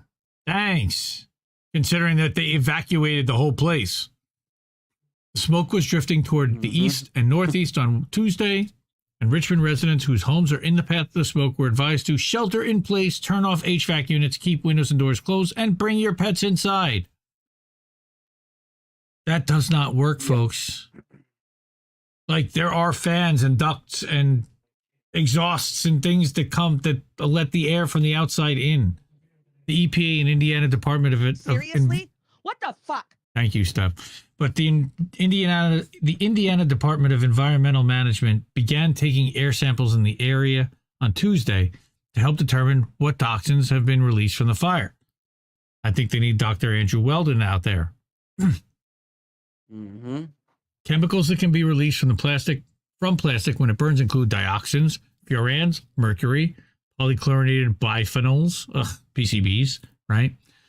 Dioxins, furans, and PCBs can have similar toxicity levels, according to the CDC, which says that, I would say, according to Pfizer, CDC, which says that people have been unintentionally exposed to large amounts of these chemicals, have developed skin conditions called chloracne. Oh, goodness. Liver problems and elevated blood lipids. And we'll do nothing for these people, and they'll just have to deal with it. Animals exposed. Well, it's chlorine acne, right? It's acne by exposure to chlorine, chloracne. All right. Animals exposed to the chemicals in lab studies have developed cancers and reproductive problems. Great. Exposure to high amounts of mercury can rapidly cause serious lung damage, and low concentrations can cause neurological disturbances, memory problems, skin rash, and kidney abnormalities, according to CDC. Richmond Fire Chief Tim Brown, he tells CNN that firefighters who arrived at the scene Tuesday found a semi-trailer behind the facility engulfed in flames that spread to piles of plastic on the property and then to several buildings in the 14-acre complex. That's pretty big. Quote, there's plastics inside buildings. There's plastics outside buildings. There's plastics in semi-trailers that are throughout the grounds here at the complex. So we're dealing with many type of plastics. It's very much a mess. Great. He also added that the facility had been a known fire hazard and that the owner had been warned of the danger posed by their storage methods. Quote, "We knew it wasn't a matter of if, it was a matter of when it was going to happen." Yes, Reed. What they're saying is that this chemical fire, right, has plastics in it. Lots of plastics in it. As well as the chemicals that are on fire, which the plastics are going to be essentially keeping those chemicals on fire. Yep. And probably not letting them go into nature and the best way they could, but in the worst way they could, aerosolized into our atmosphere. Okay. Yeah. So Richard Mayor Dave Snow, he told the Associated Press narrative managers for the establishment that the owner had been under a city order to clean up and remediate that site, but had not obeyed the order. And of course, we can't even out who these people are, can we? Philadelphia Inquirer columnist Will Bunch argued that the disaster would not have happened without the fossil fuel industry foisting plastics on the world as its plan B to sustain its profitability. Yeah, sure. Okay. I'll grant you that. Quote, "Worldwide production of plastic has nearly doubled since the start of the 21st century as oil and gas giants look for profitable uses of their fossil fuels while a climate change weary world looks increasingly into transition toward wind or solar power or electric cars, which also require coal." Bunch wrote late last month, of course, after several environmental disasters threatened drinking water and the environment in communities across Pennsylvania. And I have this tweet actually queued up. Check this out. I'm going to go to this. Let's go escape. Go back over here. Like Control Tab, I think, by the way, to switch.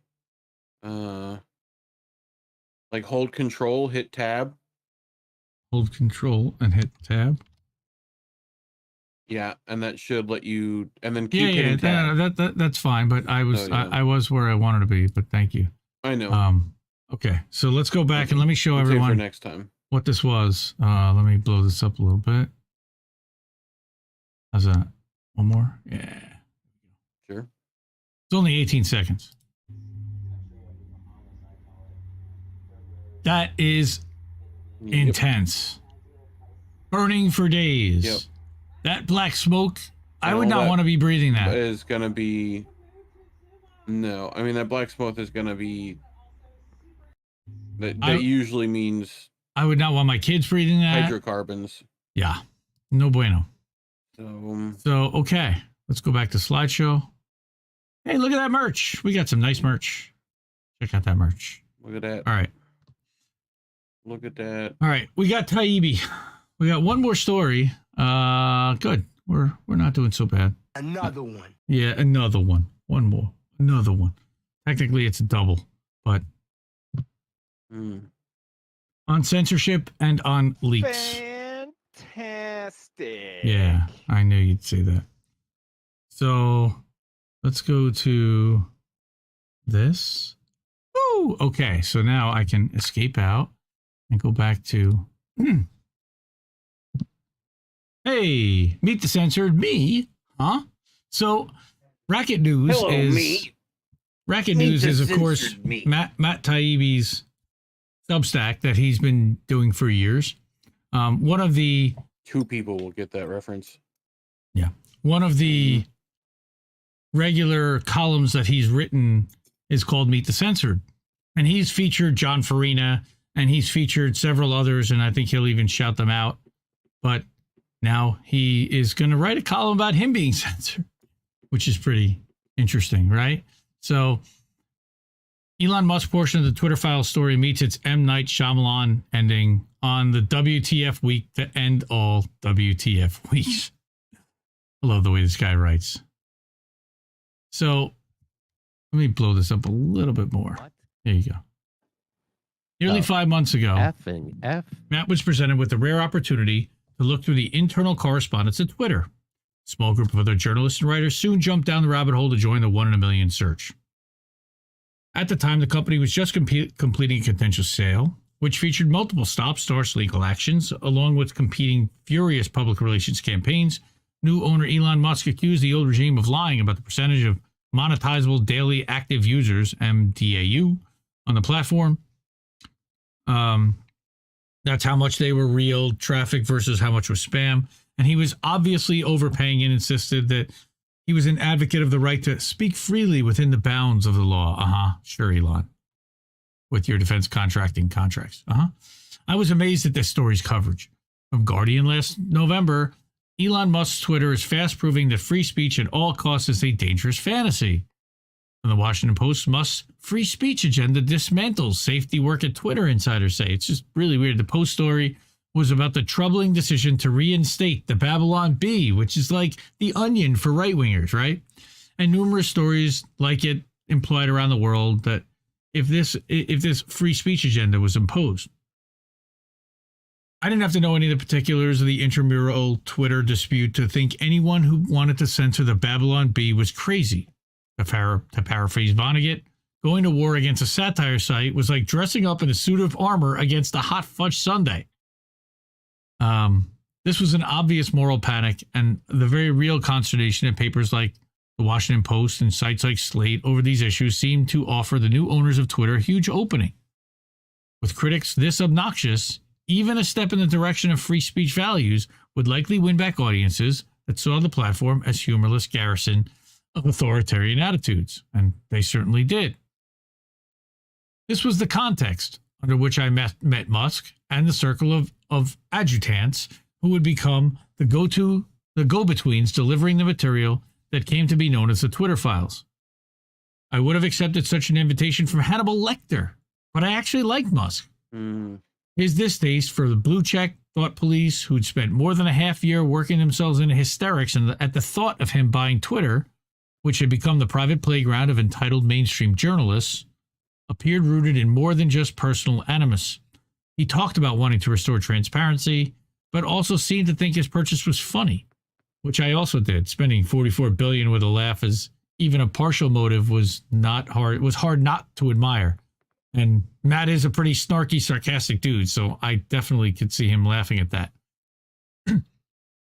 But moreover, the decision to release the company's dirty laundry for the world to see was a potentially historic act.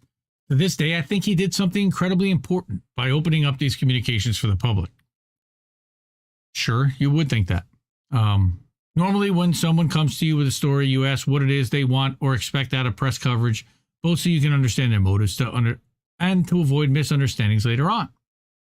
I asked the question, but I can't say I ever fully understood the answer. It didn't matter. Within a few days of seeing documents, it was clear we were looking at something bigger than us, Musk, or Twitter, more or less completely obviating the motivation question as far as I was concerned. He went into the project expecting to answer a few narrow questions, maybe about how internal content moderation worked, or if federal law enforcement made an inappropriate call or two to discourage high-profile stories. Remember, in the pre-Twitter Files world, Twitter was still denying that it shadow banned people at all. We do not, they'd explain, right? Also, the notion that there had been any contact at all between the FBI and a company like Facebook ahead of the Hunter Biden laptop story was a national scandal after Zuckerberg blurted out something along those lines to Joe Rogan. I remember that. Just one possible recommendation made headlines, let alone regimes of spreadsheet requests, right? Actually, it's reams or regimes or whatever you want to call it. But when we got into the Twitter Files, we were caught off guard. The content policing system was more elaborate and organized than any of us imagined. A communications highway had been built in linking the FBI, the Department of Homeland Security, the Office of the Director of National Intelligence, with Twitter, Facebook, Google, and a slew of other platforms.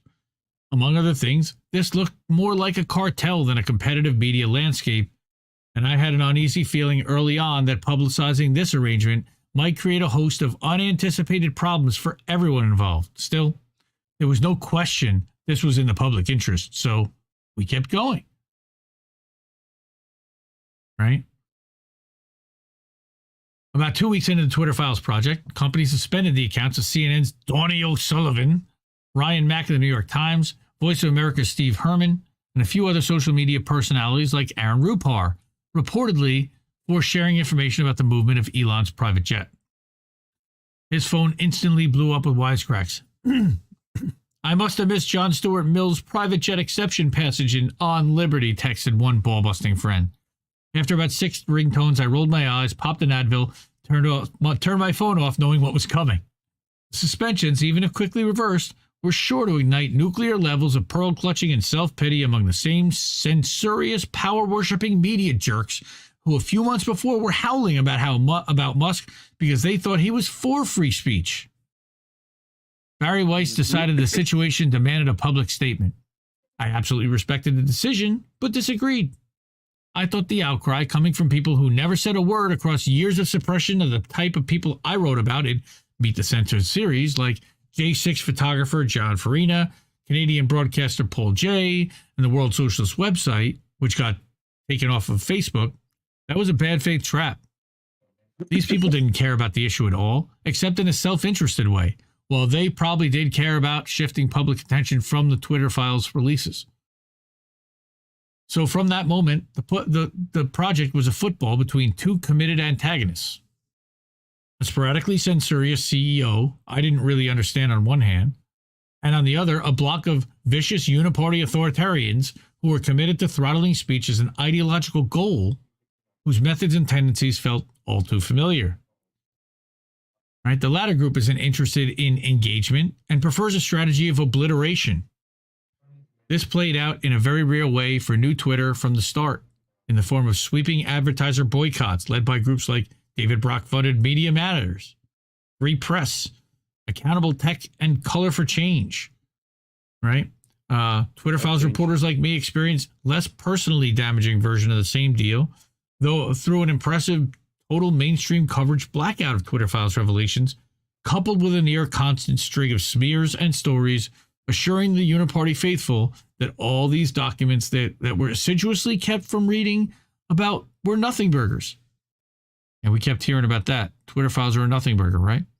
We were never on the same side as Musk exactly, but there was a clear confluence of interests rooted in the fact that the same institutional villains who wanted to suppress the inflow in the files also wanted to bankrupt Musk. That's what makes the developments of the last week so disappointing.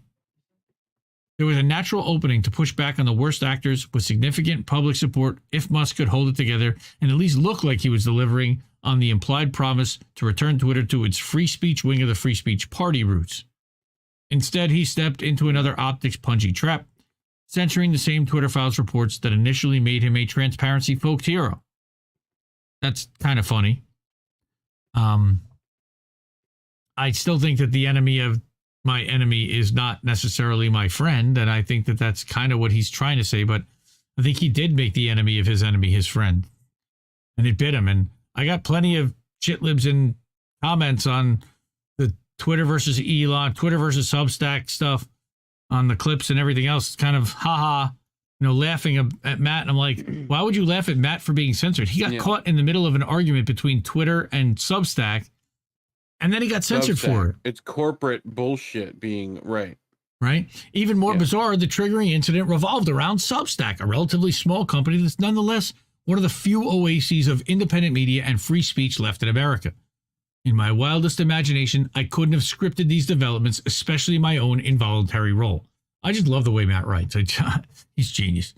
Okay? He first found there was a problem between Twitter and Substack early last Friday, in the morning hours after imploding under Mehdi Hassan's Andrei Vyshinsky act on MSNBC. Yeah, the interrogation. As that joyous experience included scenes of me refusing on camera to perform on-demand ritual criticism of Elon Musk, I first thought I was being pranked by news of Substack URLs being suppressed by him. No way, I thought. But other Substack writers insisted it was true. Their articles were indeed being labeled, and likes and retweets of Substack pages were being prohibited. So he asked Substack co-head Hamish McKenzie. Shout out to Hamish. Hamish! What was going on? Hamish. He said he wasn't sure, but he offered that they just announced a new notes program the day before, and I had to ask, what's that? Because I had no clue what Substack Notes was. And so he showed it to him, and we know what Substack Notes is now, right? And as many unfortunately now know, my next move was to ask Elon what was going on. And he didn't answer right away, which is fine. The man's busy, but the math on this is pretty simple. Whatever was going on between Twitter and Substack had nothing to do with me or with the other Substack writers. And if Twitter was going to label our work unsafe and not allow us to share my articles, well, I couldn't endorse all this by using the platform and said so. This prompted a quick ping and a furious Signal question. So you want Substack to kill Twitter? See, now this is what I thought. I thought that Elon was being paranoid from the beginning. Now, first of all, I can't believe that Elon Musk is using fucking Signal. How many months ago did we do a story about Siphon? About Siphon and how this he was talking about Signal. No, I've heard him talk about, because he's wanting to, he told Twitter people that he wanted encrypted stuff like Signal and like Telegram and shit. Yeah, except that Signal is hacked and it's compromised, and we know this, that it's part of Siphon. Wow. Yeah. Elon knows this. Maybe. He's a government contractor. Of course he knows this. So Matt stunned. I thought about asking him if he was okay. Substack is like 1,000 times smaller than Twitter, but figured that wouldn't go over well, and I tried a Socratic approach. What would he have me do if I couldn't share the links and market my work? His answer was post articles to Twitter instead, enabling a subscription plan. I'd get more subscribers that way, I was told. This idea had come up about a month before, and I cheerfully declined, telling them I was happy where I was. I didn't think that had been a serious request, but now realized it might have been, and tried to focus on the next line of text. Skipping over to the part where it's weird and inappropriate to expect someone to leave a job, I moved over to a more bottom-line observation, namely that if I moved, people would say I'm essentially an employee of Twitter, and both of us would never hear the end of it. Twitter. Right? Yeah. Then and now, he was genuinely trying to protect Elon from his own ideas. He didn't see it that way and said that was goodbye. Through a fatalistic laugh, I asked if this was because I wouldn't leave Substack, to which he reiterated it was because I'd chosen to support a company that wants to kill Twitter. Well, maybe. He was still shaking his head en route to Disneyland with his kids that night when he heard mid-flight that all his Twitter files threads had been disabled. All were frozen last Friday evening. I didn't even know this. Though Twitter fixed this that same night, I was next subject to what was described to me as a blanket search ban. To the outside world, this looked like shadow banning to a degree that was comical, even compared to the weirder edge cases we'd seen in the Twitter files. From M. Taibbi, Russia, no results, you get the chicken. From Taibbi, Twitter. Twitter. Come on. Or Mueller. Yeah. During this time, I was also performatively unfollowed, what grade are we in, and had my Signal exchanges posted publicly. All this apparently because Elon somehow came to believe I was scheming to set aside work on the Twitter files to pursue my real goal, i.e. helping to kill Twitter by working with a company a tiny fraction of its size to build a social media app I'd never heard of.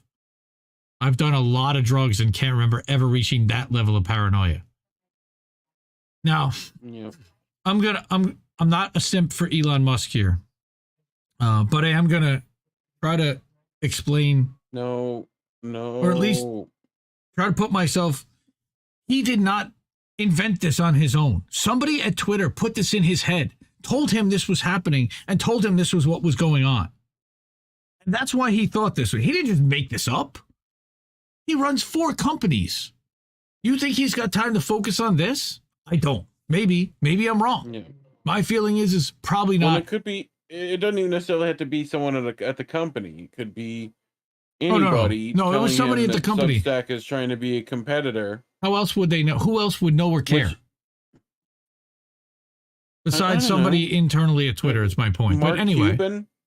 I don't know. Pick somebody. The episode reminded him of Bananas when Woody Allen's Fielding Mellish character toils with Marxist revolutionaries in a Central American jungle to change the system, only to see fearless leader Emilio Molina Vargas lose his mind after seizing power. From this day on, the official language of San Marcos will be Swedish, he says. All children under 16 are now 16 years old. Yeah, it's just kind of crazy. But in doing all this, Elon immolated the last remnants of any reputation he had as a free speech advocate and gave immeasurable succor to the assorted David Brooks, AOCs, Rene DeRestas, who view him as an antichrist. All now can point to his outbursts of cartoon censorship and argue individual eccentric CEOs are the real danger to free expression, not squads of executives working in oligopolistic secrecy with the FBI, DHS, and 10 million Pentagon-funded centers for securing whatever. It won't be true, but Elon's public meltdown will, in the short run, take a ton of pressure off these villains while accelerating the piranha frenzy currently skeletonizing Twitter's profits. All right, even given the recent craziness, he finds himself feeling bad for the guy. I personally do not. So, no one who's interested in continued releases of Twitter files reports doubts it, and I would have crawled across broken glass, eaten maggots by the bucket, anything. You can choose your own self-abasing image to keep doing Twitter file searches. No offense to Substack, but the idea that I would walk away from a story like that to be involved in some peripheral way with building a new social media startup is, to put it gently, bonkers. Okay, sure. You know, the thing is that Elon asked him, are you like a Substack employee? And he's like, no, like I get paid by my users. So he's not a Substack employee. He wasn't, I thought that he was being paranoid and thought that Matt was actually secretly funneling him stuff. And then one of his guys at Twitter tells him that Substack is downloading a massive amount of data from their API. What are you supposed to think? All right. The disabling of the Twitter files threads, even temporarily, made me nervous right away about leaving them to the whims of the company. I know other sites have already copied the Twitter files material, but as of today, we're uploading my threads to at least a number of different platforms, including Facebook, Substack, see the new section atop the face page, and yes, Truth Social, among others. Thanks, Elon. You got fucking Matt Taibbi to get onto Truth Social and post there. Smart. Yeah. As for Twitter files reports, Elon apparently announced in the spaces that these are done. There's not much left, really, and that we need to move on. Oh, fuck you. Yep. Bruh. Yeah. That may be true as far as he's concerned, but we still have a lot of material, and more reports are coming. Holding up my end of the deal, these will appear on Twitter first. They just won't be on my account since I had another phrase here originally, but let's just say I can't see using Twitter after the events of last week. I remember what he wrote. I think I have it in my original email. Move along. Oh, the analogy that he gave is outrageous. I love it. So, en route to the beach this morning, I got a text from a friend teasing me about a news story saying I'd quit Twitter. He asked if I was going to write one of those self-pitying I'm leaving essays and requested for his personal amusement that I stretch the text to at least 10,000 words. I laughed, but this isn't that. It's more like Office Space. I'm not quitting Twitter. I'm just not going to go anymore. I just think I'm not going to go anymore. So I don't know. That's a great scene with Jennifer Aniston when he's sitting at Flingers. Yep. Chili's, Flingers, whatever it is. So it's not personal. I just can't drive traffic for any site that censored me. That's fair. These companies depend on our content to make money, and for years we've been rewarding all their dicking around with engagement and reality by handing them more eyeballs to sell. Frankly, if all accounts walked away in these situations, the platforms would have to cut this nonsense out pretty quickly. And I mean this sincerely. I've got nothing against Elon Musk. Thanks to him in the Twitter files, ordinary people know a lot more than they ever could have hoped to about how information is managed in this country. I'll personally always feel grateful for what he did, but he's high as Snoop in a weather balloon if he thinks banning commercial rivals is going to solve Twitter's problems. This whole thing's really a shame. That's what I said. And with apologies to his wife and children, he now really had to go back on vacation. That was like on Tuesday or Wednesday. And of course, he didn't fully go back on vacation. And he saw what was happening with the leaks. And I believe a day later, I believe that was the 12th that he wrote that article. Yep. The next day, here the crackdown cometh. Leaks for me and not for thee. So this is about Jack. Yep. Right? Jack Teixeira on a flight, reading about the FBI's arrest of Jack Teixeira, already dubbed the Pentagon leaker. Sounds like the Facebook whistleblower. A quick review reveals multiple media portraits already out depicting him as a dangerous incel who shared his wares on Discord, a social media app where racist memes and offensive jokes flourish. By the way, We are live on Discord right now. We are the video portion of this Right show now. is being streamed through Discord. Dark Yes. humor about race or ideology can eventually shape the beliefs of impressionable young people. And innocuous memes can be co-opted into symbols of hatred, researchers say. Well, clearly we can't have dark humor or innocuous memes. Gitmo cages for all. Yeah. WAPO went with charismatic gun enthusiast. Really? Yeah, I mean, you can find anything. What's Discord's catchphrase? Imagine a place. Far-flung something. acquaintances. Yeah, exactly. So Danny DeVito, I believe, did that commercial. New York Times summarized key points in the secret defense documents, which, among other things, suggested, quote, Ukrainian forces are in more dire straits than their government as acknowledged publicly.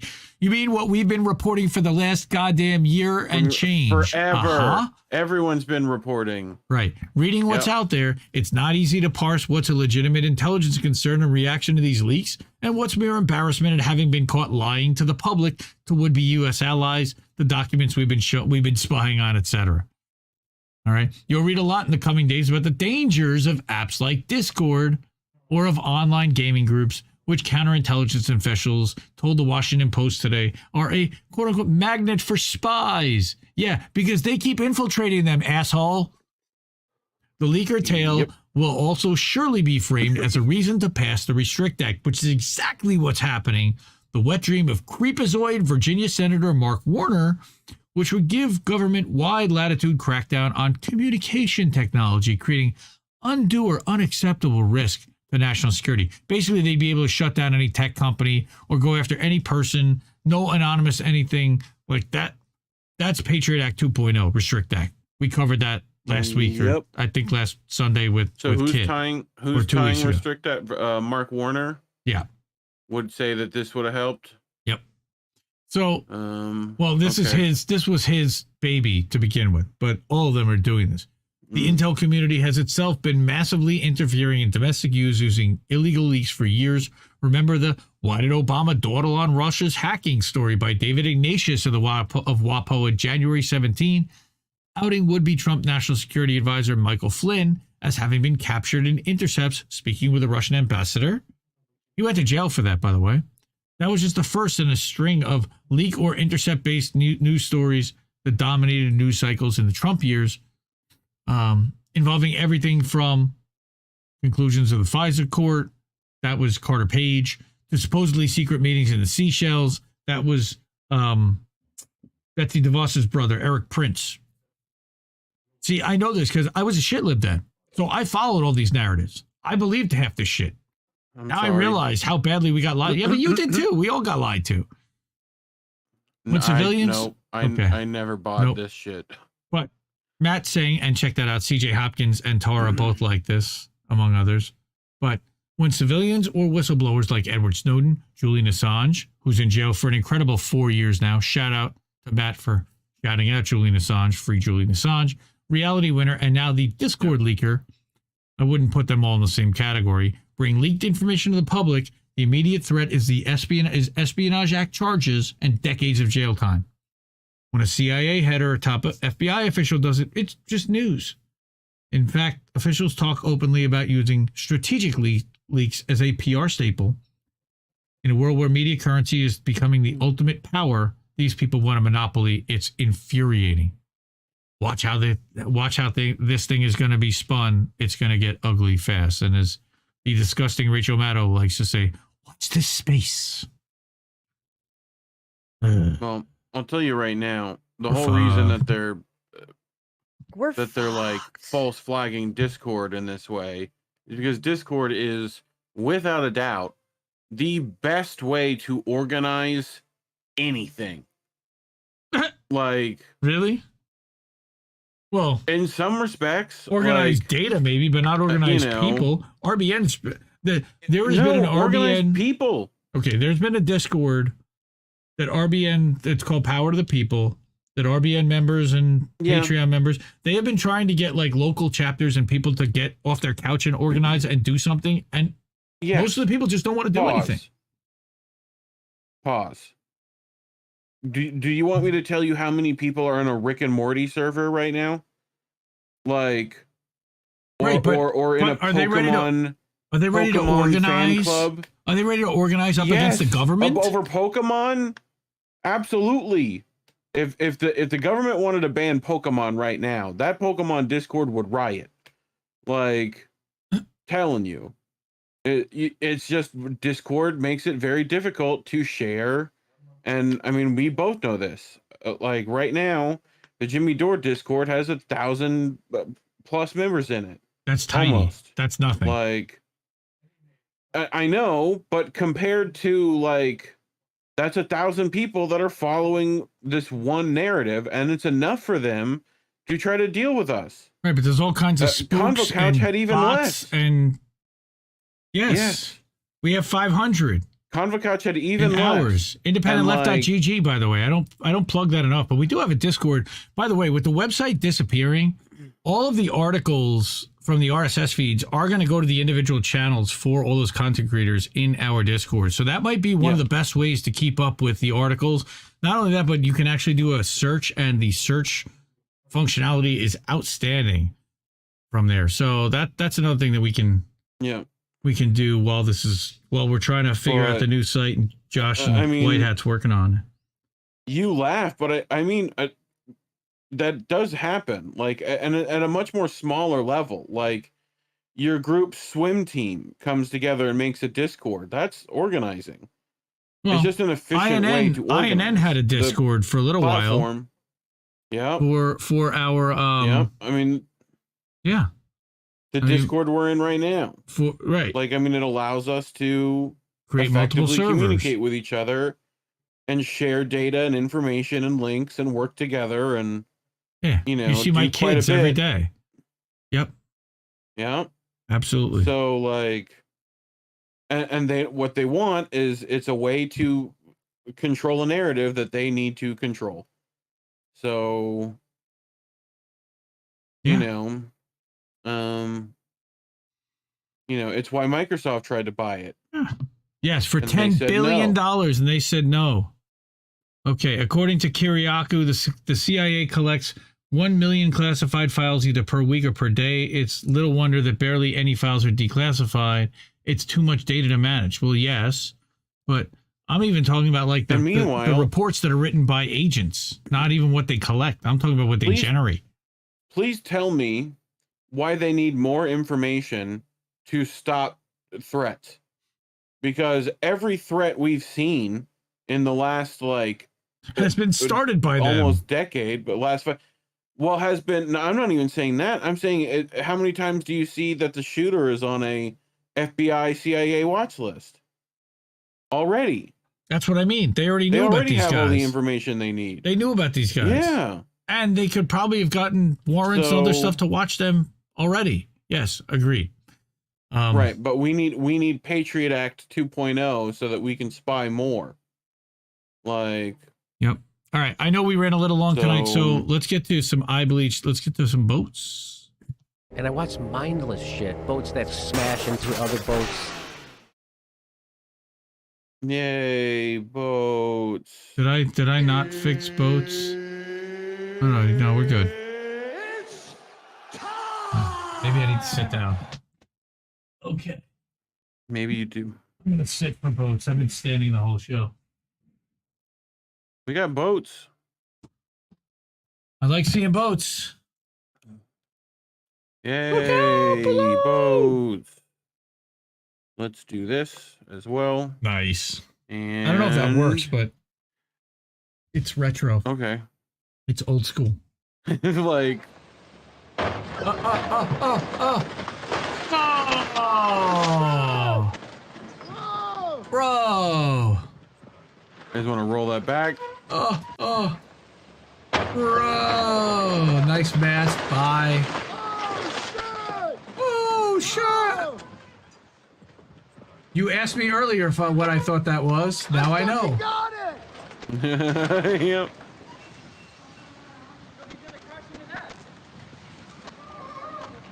I got it. What did you got? Dorado smoke. the footage of him like wrecking.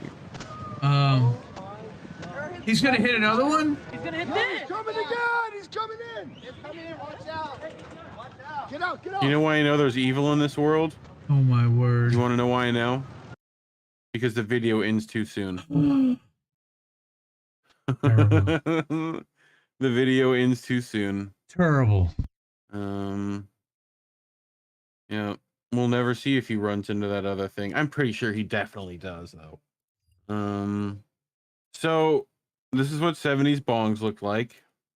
In case you find this in your like grandma's attic. Potpourri. You know, it's a potpourri holder, folks. Yeah, that's what it is. Nice next to the anyway, record just player. What people should know. That's immaculate. That record player. Isn't it? It looks good. Sure does. What is that? A fucking Fleetwood Mac. Audio Rumors. Technica. Audio Technica. Yep. Fleetwood Mac rumors. Like, yeah, you noticed that. Yep. Do you want to do your impression? No. No. No. I won't. I won't diss South Park that way. Plants and black market grows versus plants and legal facilities. Twitter. What? Yes, Twitter. That's nice. Oh, tell me that you're gonna blaze that whole thing up like it's a chamber. Yep. Nice. Marty, don't panic. He said. How much weed is in there? Enough. Oh my God! Yeah, enough. Holy shit! Oh shit! Oh shit! I can't breathe. I need air, like oxygen, like real air. I'm fucking dying. Yeah. Oh God. I want one. Dude, I would love to see one big enough. And I'd love to see you jump that high. That would be amazing. Yeah, dude, I could do that. We're good. We can also build a ladder, you know, or a door. It's a smokestack bong. That's right, gamer. Okay, you gotta watch Cookies, this one. you're right. That is a huge waste of weed, but amazing. still entertaining. Right. This show. Pay attention to the grandma. This is becoming a real problem. Juror number 6, you're the foreperson, and it's your duty to keep the jury in line. Are you capable of doing that? Yes, Your Honor. Okay, you know what? Let's take 15 minutes for coffee, and madam, I suggest 2 cups for you. Is she drunk? Really need you to stay awake, Barbara. Judge is not happy. Is she taking a brownie? Nice. Did you? Good. What'd you take? It's a cookie. Oh. Sativa in it. Nice. Sativa. It's got sativa in it. Okay. And dexedrine. Okay. What the fuck did you say it was?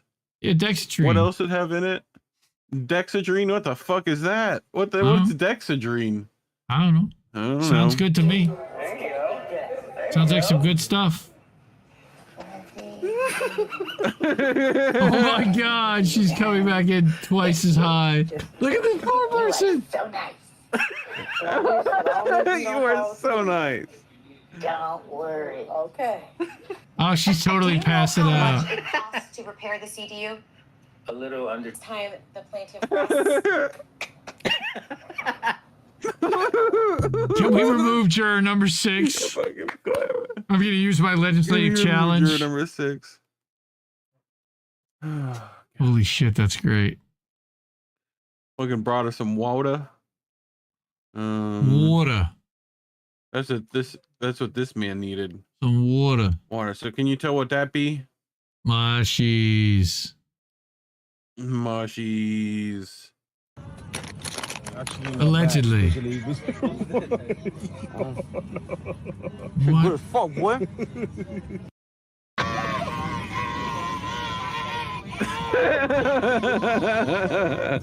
On the airplane. Okay. He was just like the sound he Wait, makes. what is it? What is it?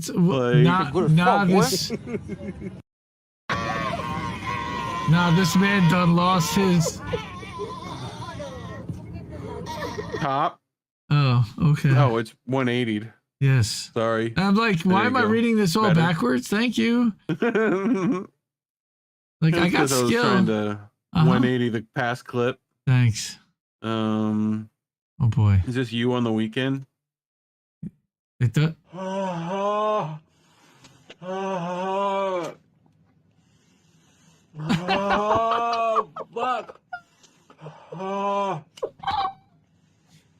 Oh my god. Oh my god. Oh my god.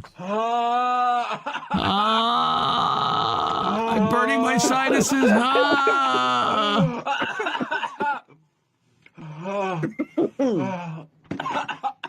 He's got a goatee and glasses. That could be me.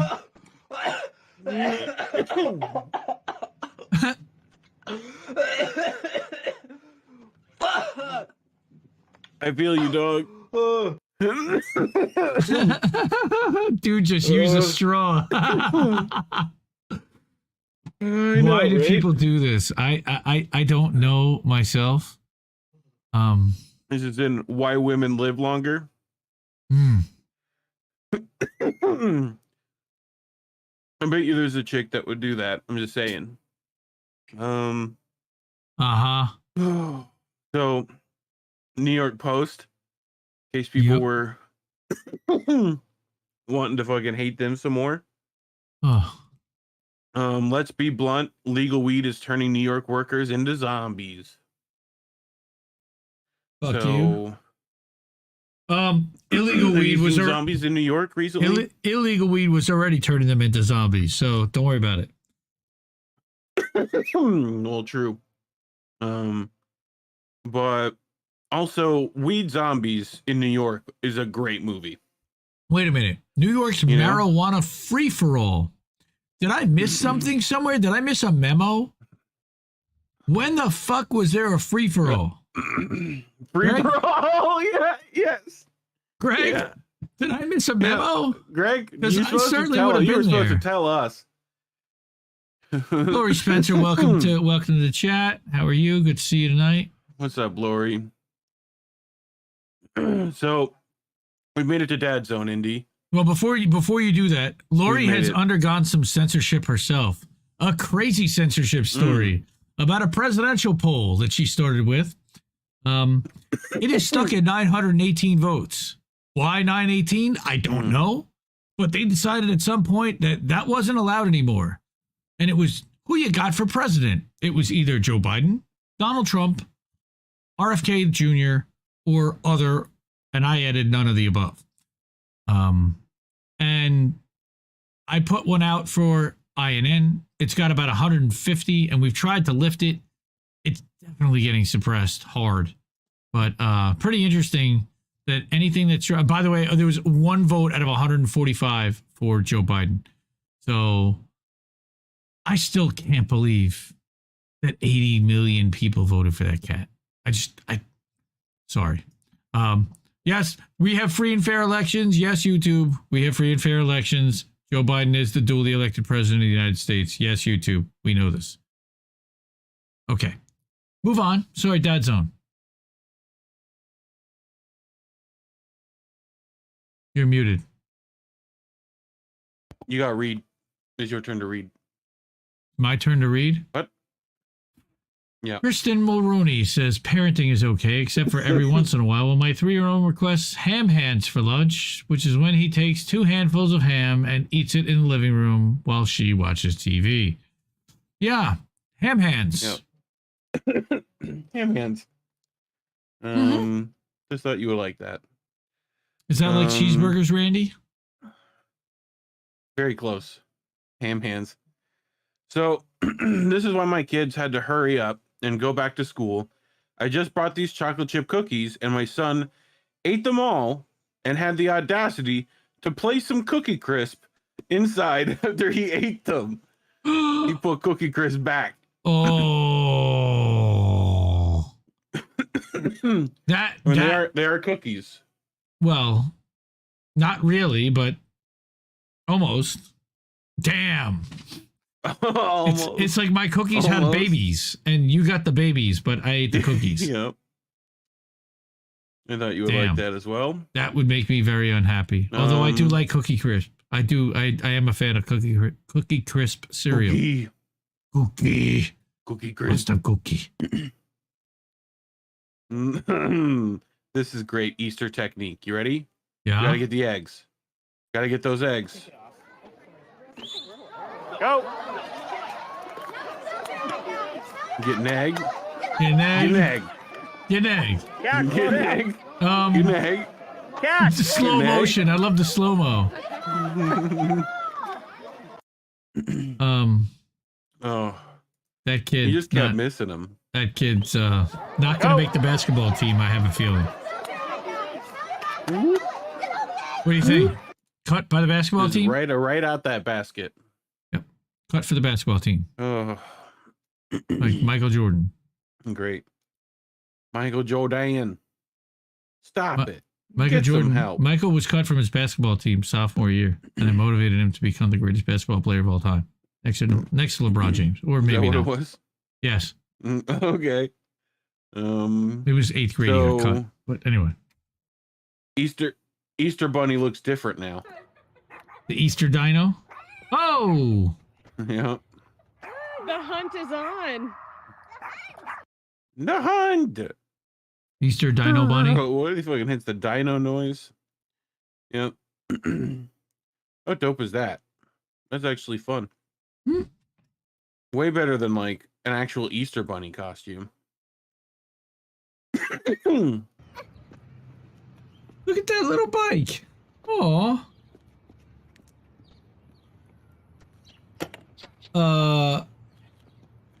That kid needs some training wheels. What do you think? Ow. Yeah. Ow. How about some training wheels? No? Sure, but I think they're okay. I think they're fine. Oh, wait. Ow. Ow. Yeah, that hurt the ankle. Ow.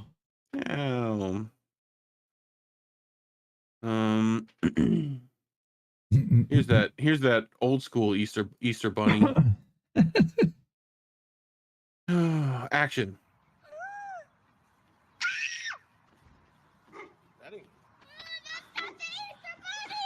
That's not the Easter Bunny. Oh my god. Oh my god. Oh my god. Oh my god. What is that? Fire. No, I get that. Oh my god. It's like the Easter clown. Oh my god. It's the Easter Bunny. Like what is that? Wow. That is. And my like CRT makes it look like found footage. Like, is that you like know, Pikachu? I don't know. Wow. Oh god. Terrible. Wow. Terrible. This is what happens when you pick up random things. And action. Aww. What is it? Uh-oh. April, you can't have them as pets, babe. You can't. Because it'll sting you. No, it won't. Get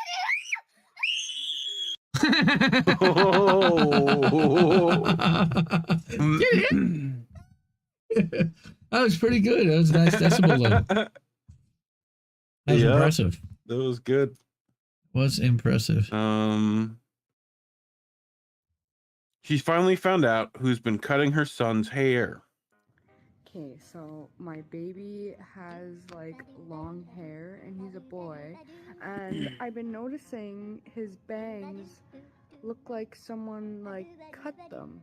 So I was like, what the heck? Like, What is going on? They keep getting like shorter and shorter. Like you look like you have a mullet. And then my boyfriend sends me this video while I'm at work. Her boyfriend! You see, Lander, he puts his head right here, and the guinea pigs, like that. You see how he's like that? They come along, and they've been chewing on his hair. Look how uneven his Wow, he's got a nice mullet going. I'm pretty sure the guinea pig would give him a haircut. Because Bree said I did not cut his bangs, and they look so uneven. I have a feeling the guinea pigs have been giving him a haircut. See, watch. Watch. They really are eating his hair. Holy shit. Chunk of hair just goes. You're gonna be bald. Dude. You're gonna be bald. That's great. Stop. Stop. Get away from the cage. That's what Shaq uses to make my head look so good. I have a team of guinea pigs. Every morning. Oh my god. Eats my hair. Dude, you ready for baseball? Bomb cam, yeah. Yeah. Baseball. Uh-huh. And action. Baseball trick shots. Wait. Oh! Oh, I felt that. Oh, that kid's gonna have a headache. Not here. Not here. Not over here, but right about here. Oh. Yeah, Rick, Dude, that was. I wish that was an aluminum one. Like that was a regular wooden bat, like wooden one. Oh, yeah.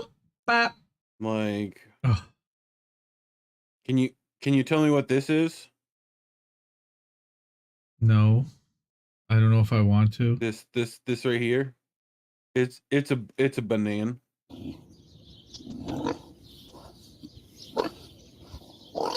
No banana. Is that a warthog?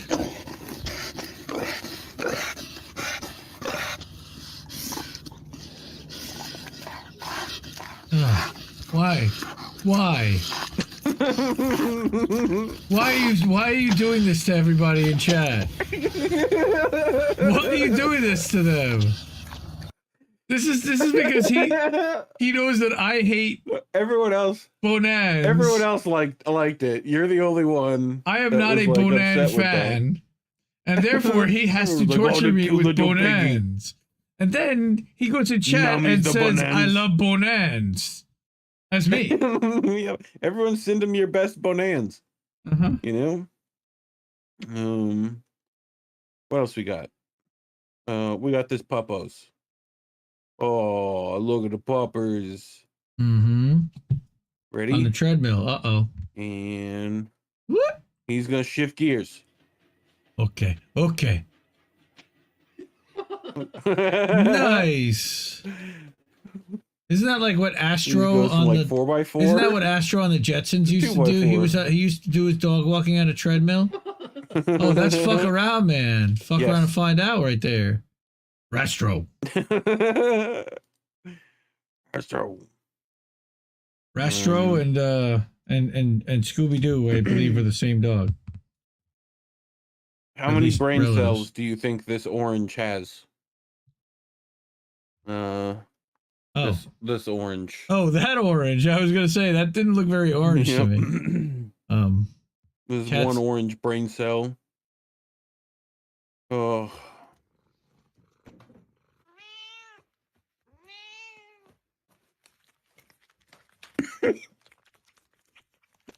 Nom, nom, nom, nom, nom. Oh. Relax, bud. What in... Give me... Sheesh. Finn, you're a psycho.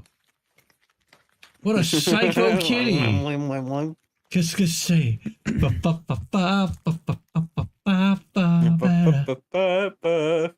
Yeah, that's a psycho kitty. How did we get there? A psycho killer, psycho kitty. That makes sense. Meow, meow, meow, meow, meow, meow, meow. That's right. Christina P would like that very much. Meow, meow, meow, meow, meow. Yeah. Here we go. You could contrast this with Phil. And action. Oh, treat. Oh. That's how you do it, Phil. Thank you. That's how you do it. My mother had a cat like that, Casey. Oh, treat. He liked you for a minute, and then he'd yell at you. Kitty. Oh, it's always a good boy.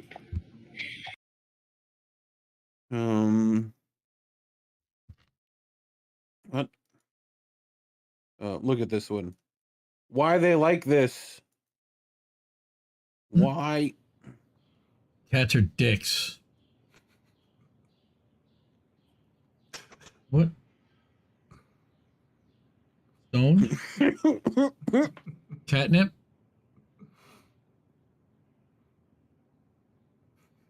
Wait for it. Wait for it.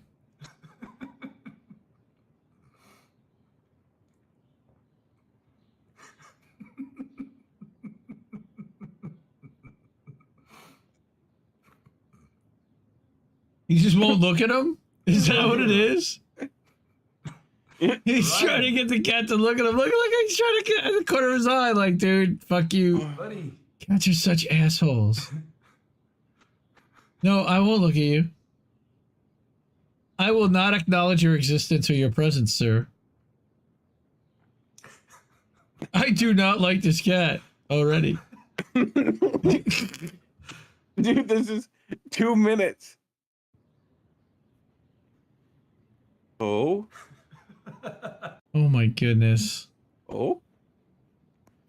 Did he fuck around? Did he actually end up staring at him?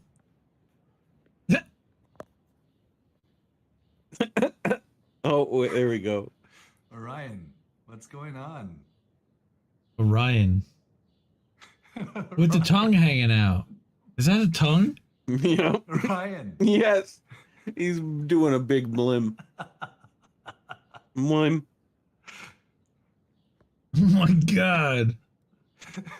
That is some discipline right there on that kitty. Orion.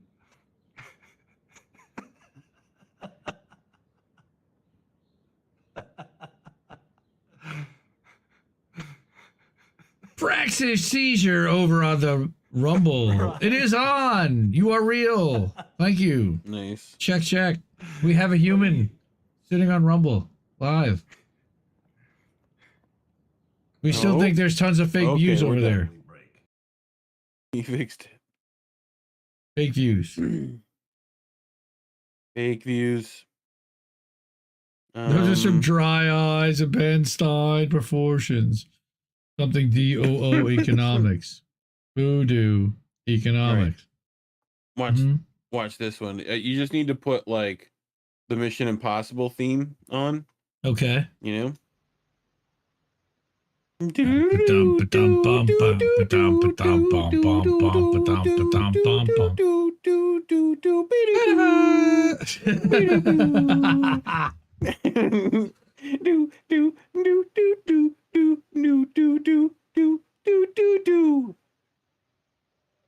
yoink!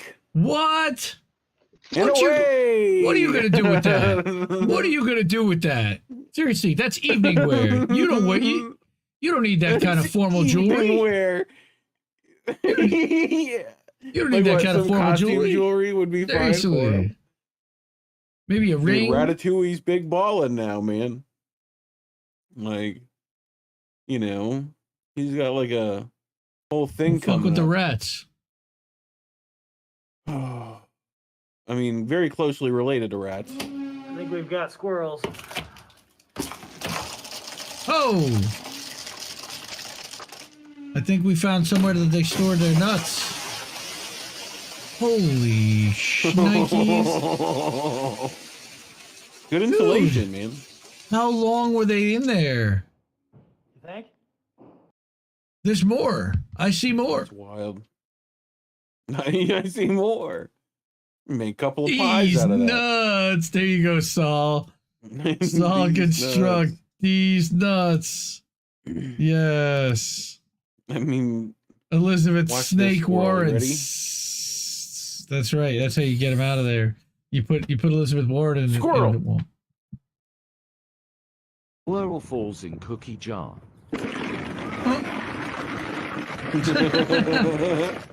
Hilarity ensues. Oh, fuck. Oh shit! I just love his little fucking panic. You know. Dude, watch this shit. Holy crap! Follow the puppers. We're in the dad zone right now. Practice seizure. Bing. We did news stories earlier. Oh, hip check. Like comes in hot. Whoa! Bang! He didn't even know what happened. What? Boop. That's accurate. Made a beeline right for him. He's coming right for us. Yep. Now you see what he should have done. Like I need the John Madden. Illustrator, yes. You know. You gotta back out. And we're zoomed in on the through the glass, through the tempered glass. Square head. Looks like Roblox. Yeah. Yeah. Nice. That's great. I love that. That's very funny. Look at him. Oh my god. Minecraft cat. Like, look at the boy. Like you like that's to amazing. Ooh. Yeah. Oh shit. This looks like what is it? What is the who's that comedian? Does stuff with Bobby Lee and Frazier, Brendan Frazier. Who's the little dude? Little Italian guy. I don't remember. You know what I'm talking about? Not Sebastian. Wears a sweater. No, the other one. Someone will know. Not Tate. Brian Callen. That's who it is. He's on Brian he's on Callen. Rockfin. Conspiracy Social Club. With Tripoli.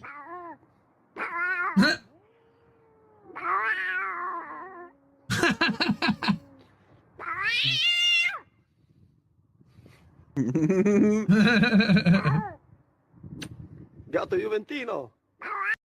Nice. Gatto. Oh god. Look. Huge. It's a real Easter bunny. What the fuck do you feed that thing? See that? Carrots? This shit is huge. Yeah. Giant Lettuce? Flemish. Oh boy! You know, you're like, what do you feed that thing? You know, same stuff you feed other bunnies. Just a lot of it. Like, oh shit. What do you feed this though? That's what I want to know. Action. Oh, whatever he wants. Oh shit. Oh, okay, I'm out. Like, I'm glad he got scared. Damn. Yeah. When bears get mad. Yep. When bears go wild. Oh. Hide your shit. Oh. Oh. Patty cake, baker's man. Patty cake, fast as a king. No, I'm gonna fuck with you. Patty cake. Nope. Well, back patty cake. Nope. Patty We're just cake, playing. cake, We're just having a slap baker's fight. man. Patty cake. Patty do That's shit. really what they are doing, but there's a lot of hand trapping. Lori heard the. Lori said that she heard her cat heard the meowing, and now she's ready to fight the TV. Nice. Yeah. Yeah, nice. That's great. This is You gotta ladies send and her gentlemen, the smooth stylings of Seal. And then we're gonna survive on. This is why we don't. This is why we don't feed the wildlife, people. Oh my, he's just hanging out right back there, keeping pace. Is he gonna jump? Is he gonna jump in? Oh yeah, fishy. Hey, you know what? You got a whole Baby. thing full of this shit. Hey, fuck you. I'm gonna take the rest of this shit. Rose. Give me There all you this go. fish. Like, oh, they're like trying to whip him away. Give me this fish. I'm gonna eat them all. Yeah, but this is Fuck you. again.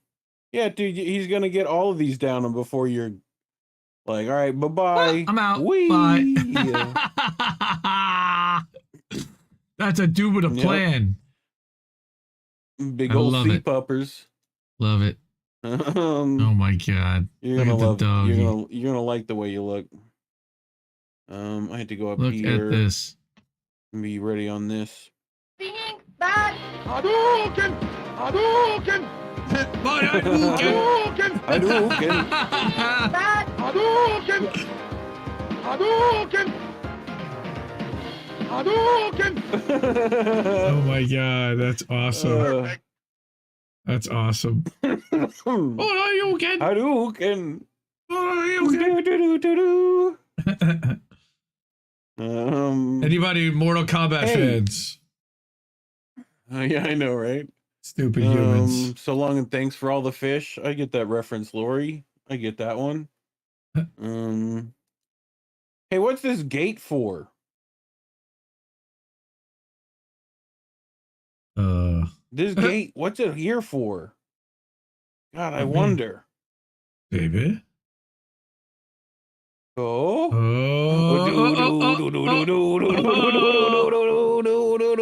Oh shit! Oh shit! Nice to meet you. It was me, the puppers. Like, Oh, poor guy.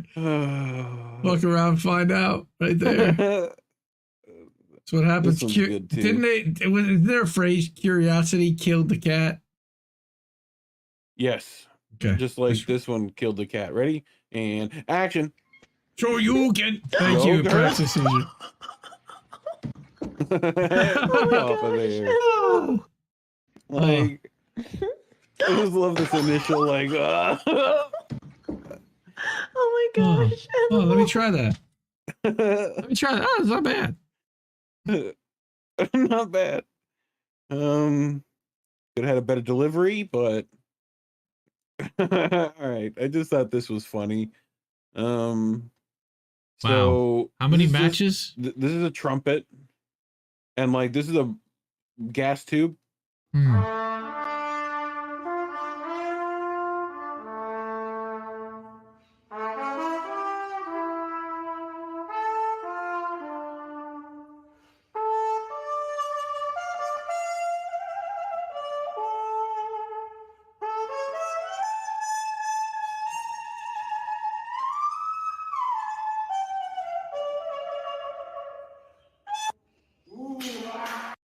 How cool is that? That's pretty cool. Isn't that dope? It's kind of like the thing that goes Isn't that around dope? my head. That goes Yeah, around a my little circle. visualizer. A little bit. Yep. I thought he was playing The So, Godfather here's for a something you minute. should know about. Oh goodness. That is. The tobacco smoke enema kit. Hey, So when I tell the people idea- don't blow smoke up my ass. yeah. Yeah. The idea of reviving someone who has nearly drowned by blowing tobacco smoke into their rectum seems bizarre to physicians in the 1700s. However, this approach was entirely rational. Sure. The enema kit was thought to work by providing warmth and stimulating vapors. A number of kits were placed along the River Thames by the Royal Humane Society, an organization established to promote life saving. Okay. What? Why? But why? Why now? But why now? Why now? Here's just some interesting slide in Russia. Wee. Wow, how does it? Wee. It makes you look like you have no spine. Wee. Whoa. That's like a cartoon effect. That's like amazing. snakes. Yeah. On a plane? Yeah, it looks painful. Yes, my back is hurting just watching that. Thank you. Can you tell who this is? Is that Nirvana? That is Nirvana. That is Kurt Cobain in the back, for sure. Yes. That's Dave Grohl in the middle. In drag on Republican Street. There's a lot going on in this picture. I feel like people should just soak it in. Is this what you do in the morning? Coffee. Is this what you do? No. What is this summon? Can people tell me what this summons? No, we can't. Because then we'd have to kill you.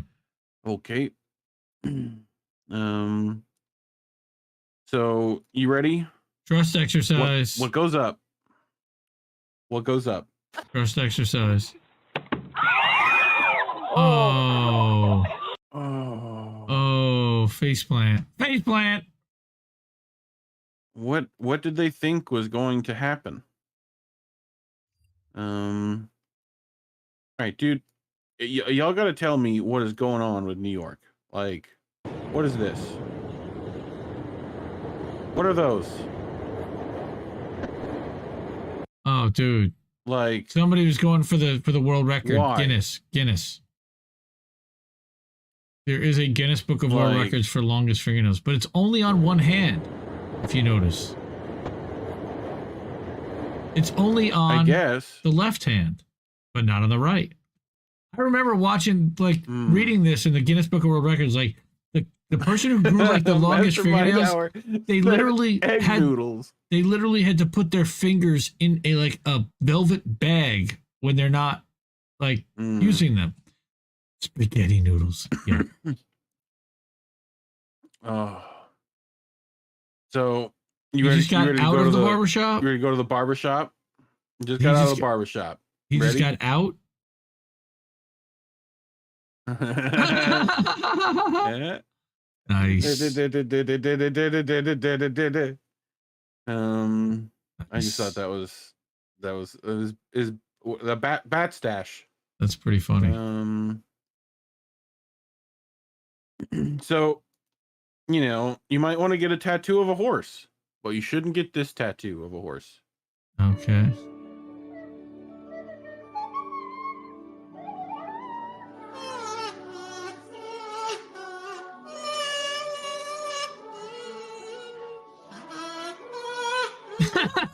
Did you see it?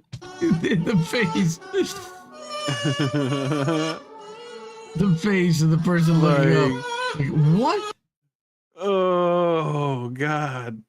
I just paid you for this? Or maybe not? Like, what? In Russia, Bear's friends, Bear's buddies with us. Hammer, drinking vodka. We drink vodka and ride beers. Ride the bears. What do you do, puny Americans? Like, look, our great leader still sells the bread at store. Wow. Like, look at Come on. Putin. He actually knows how to operate the computer. Well, he was ahead of the spy agency, so I would believe that. Can you imagine Biden doing the same thing? I think that's a face mask, dude. You can tell that's. I think definitely... it's just a person that looks very similar to Putin. But it would be funny to watch like the fucking what is that show? Where with the chocolate and then going by Lucy, you know? I love Lucy. That's what that would be. Yeah. You ready for the wildest minute ever? It's 1 minute. You ready?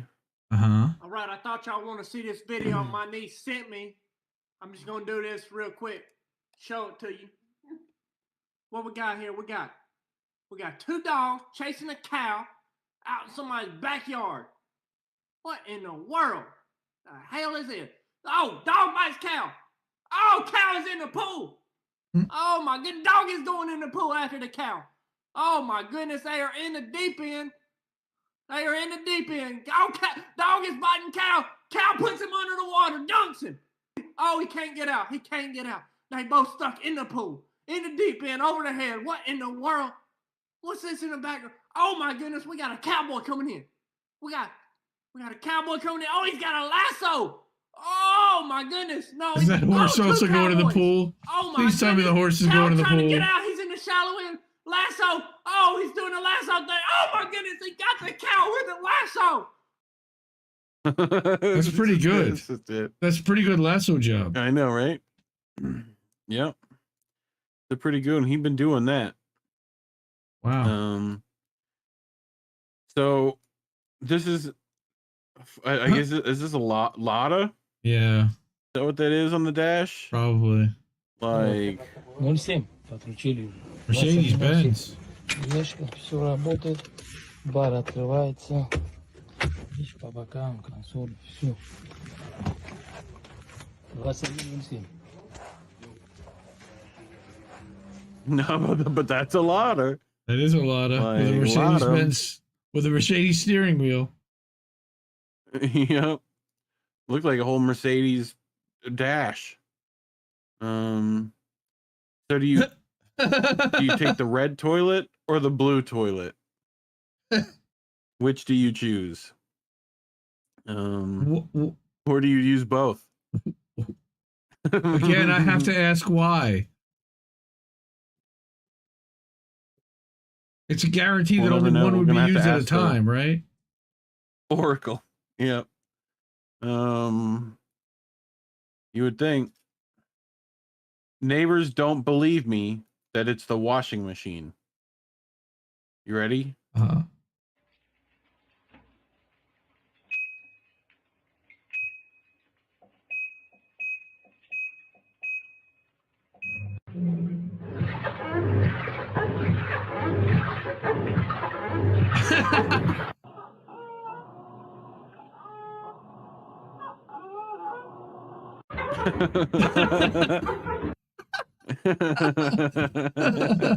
Oh my god. Oh, that's fucked up. That is a horny machine right there. Yep. And you got a middle name, ma'am? And a middle name for you? D. What's that stand for? These nuts. I got him. You got a middle name, ma'am? D. What's that stand for? D's nuts. What is wrong with this? What is wrong with this city? Someone legit left their doll on the street. Uh-huh. Ugh. I wonder if it's been used.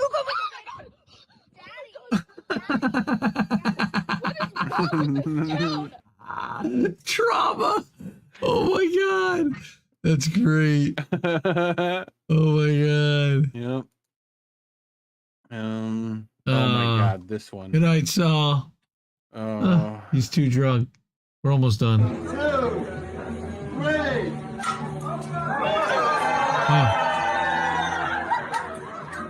Hey, hey. Oh. Nice shot.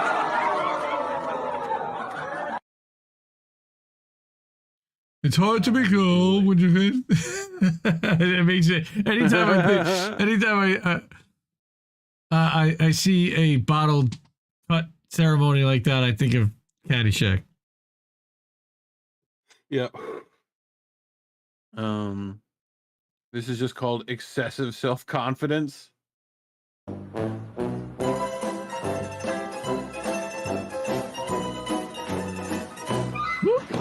Oh, fuck.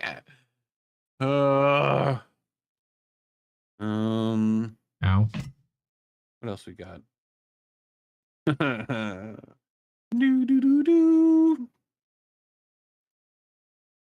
So the reason why I'm getting a divorce. I'm getting a divorce because when I woke up, it was my birthday. My wife didn't acknowledge my birthday.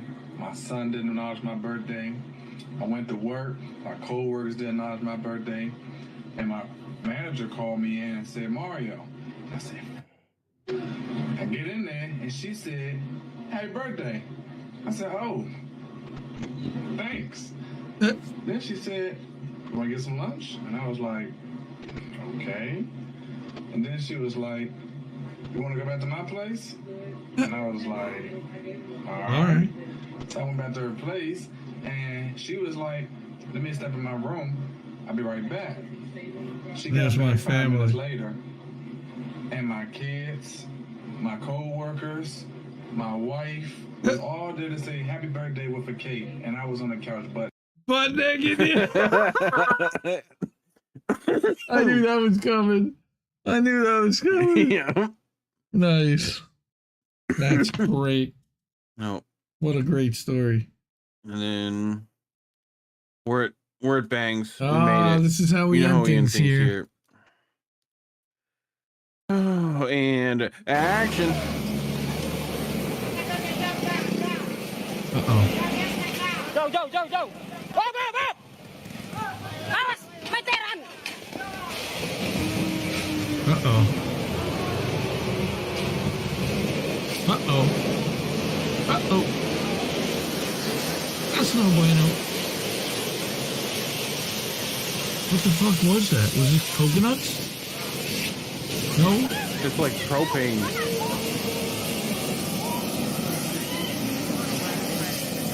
Wah, yan itong bahaya.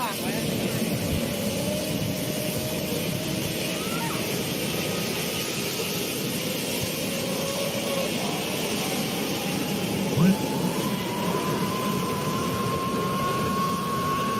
You think it explode? Oh yeah. I hear it. I hear the pressure.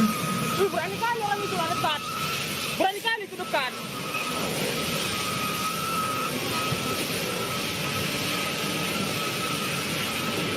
Holy shit.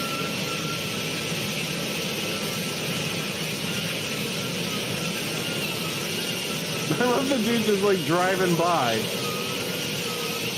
Like, you gotta get where he's gotta go. Oh. Yeah, he's just like, but it's just the way he was doing it. He was like, you know. You froze. Meh. You're frozen. Did I? Well, let's do this. Okay. How about that? Yep. Not frozen. Yeah. Dropping a firecracker down the sewer system. Seems like a good idea. Oh! Oh, shit. Oh. Oh. He's like, The get this off my manhole fucking leg. The manhole cover. Like, dude. Oh. Holy shit. Oh. Oh. Wow. So, it Let's was go Easter. Hell yeah. This is Easter in one of the Orthodox countries, Romania, probably. They're fucking crazy over there. So, do you know Orthodox Easter stuff? What's that? So, there's a thing called the bringing of the fire in the Orthodox Easter. Okay. Right? And like, they chose to go balls to the wall for this one. Like, normally you just like bring candles somewhere. Oh. You know? Not them. We're gonna fucking do this shit.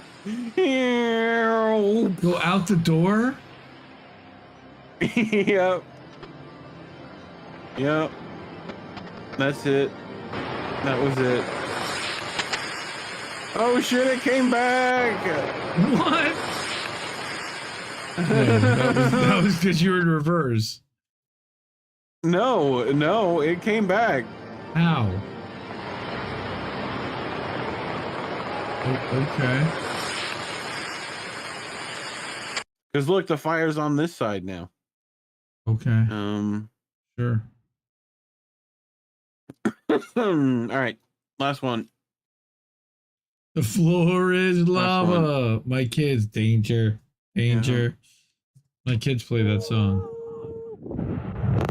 Uh-oh. Wow. It's coming right for us. Oh my god. Literally raining fucking fire. Yeah. What do we got coming down?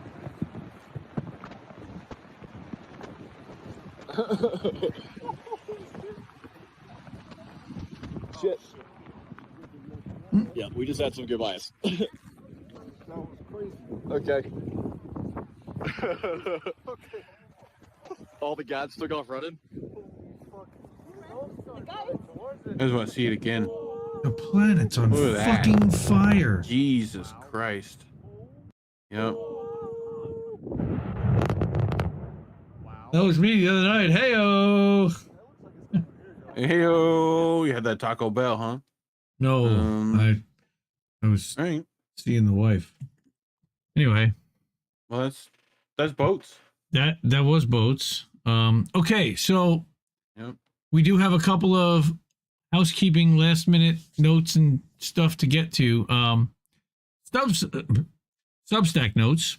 Substack.com/notes, where you go to our profile for indiemedia.today. And I did write an article this week documenting kind of our progression on Substack, where I was just starting out posting the updates daily, and then I started writing some stuff and podcast host, and this thing kept evolving. I'm a big fan. So check that out. Beauty and the Boomer. Reef, Colin, and I last Thursday had a lot of fun with Oz and Shanda that invited us to do their first annual, their inaugural trivia show. It was a blast. It was about an hour. I think I ended up losing in the end. I think Reef and Colin tied for the win. No, we all no. It was a 3-way tie. Was it really? I thought that I was one. Yes. I thought I was one behind everybody, but that's pretty funny. And then 3-way tie. Also wanted to shout out Misty on TNT Radio and Substack, mistywinston.substack.com. I actually help her and make that for her every day. She tells me who the guests are, and I curate, get some links, and throw that together for her so she can let everybody know in her audience who's going to be coming up that night and share that out. There's, I think, about 150 people already signed up for that in just over a couple of months, and pretty good growth. This week on INN, Monday, tomorrow, we're going to have Alternative Angle with Kreb and Chris, and they're going to look at capitalism and looking into some stuff. I just look at the thumbnail. There's already a stream up for that. Tuesday, I think I'm supposed to be doing American Tradition with Jesse. American Tradition. Yep. And then Wednesday, I know Colin's off, but there should be an INN I think news. Wednesday, Jesse should be coming along with me as well. Does he forget that we're doing a show Tuesday, or is he doing back-to-back nights? I think you may be doing back-to-back. We'll see. Wow. Thursday, not sure. Friday, not sure if Tora. She's working on a pretty big guest, but she also is moving, so I'm not sure if that's going to happen. Thursday, also during the week, tomorrow, 2:15 p.m. Eastern, Angel in the afternoons. Angel Rivera, the Handsome Cynic, should be back on INN and on his channel. Glad his mom is feeling better. She had appendicitis, as it turns out. They had to have surgery, and then she had complications, and she was back in the hospital last week. So Angel hasn't been able to stream. Been very worried about him and his mom, of course. But I know he's excited to get back and has some things to talk about himself. And then, of course, next Sunday night, we'll be back here, 10 p.m. Eastern, for How Did We Miss That? Shout out again to Shanda and Amber. They did a good job interviewing John John Shipton and Gabriel Barry as well. Yeah. Game show was a good time. And I think that's what I got. Yeah, look at that. Blank. I'm drawing a complete blank. So that's time for me. Wow, it's late, a little late. So I'm gonna say thank you, everyone. Seriously, there was something else I wanted to remember to shout out, and of course I didn't remember because I didn't write it down. But thank you again, everyone, for hanging out, and I appreciate all the time. And if you can throw us a super chat here or there, or a subscription on Patreon, or a subscription on Substack, or a subscription on rockfin.com/IND Left News, we greatly appreciate it. Even a couple of bucks does matter, and it really does. Goes a long way. So again, I'm gonna say goodnight and thank you, and keep questioning everybody's motivations. Keep listening to what little birds have to tell you. Good night, fam. Night. Bye. Have a great time. I think I liked it better being blind, when I couldn't read between the lines, and when I couldn't see the cracks in the structure that lay bare before me the whole time. I think I liked it better back when I suspended disbelief and swallowed pride. I thought I knew the difference in the red from the blue, but they both bleed us so dry. They both bleed us so dry. My favorite songs don't hit the same way. I get to the end of a 4-minute track and I'm only looking back thinking,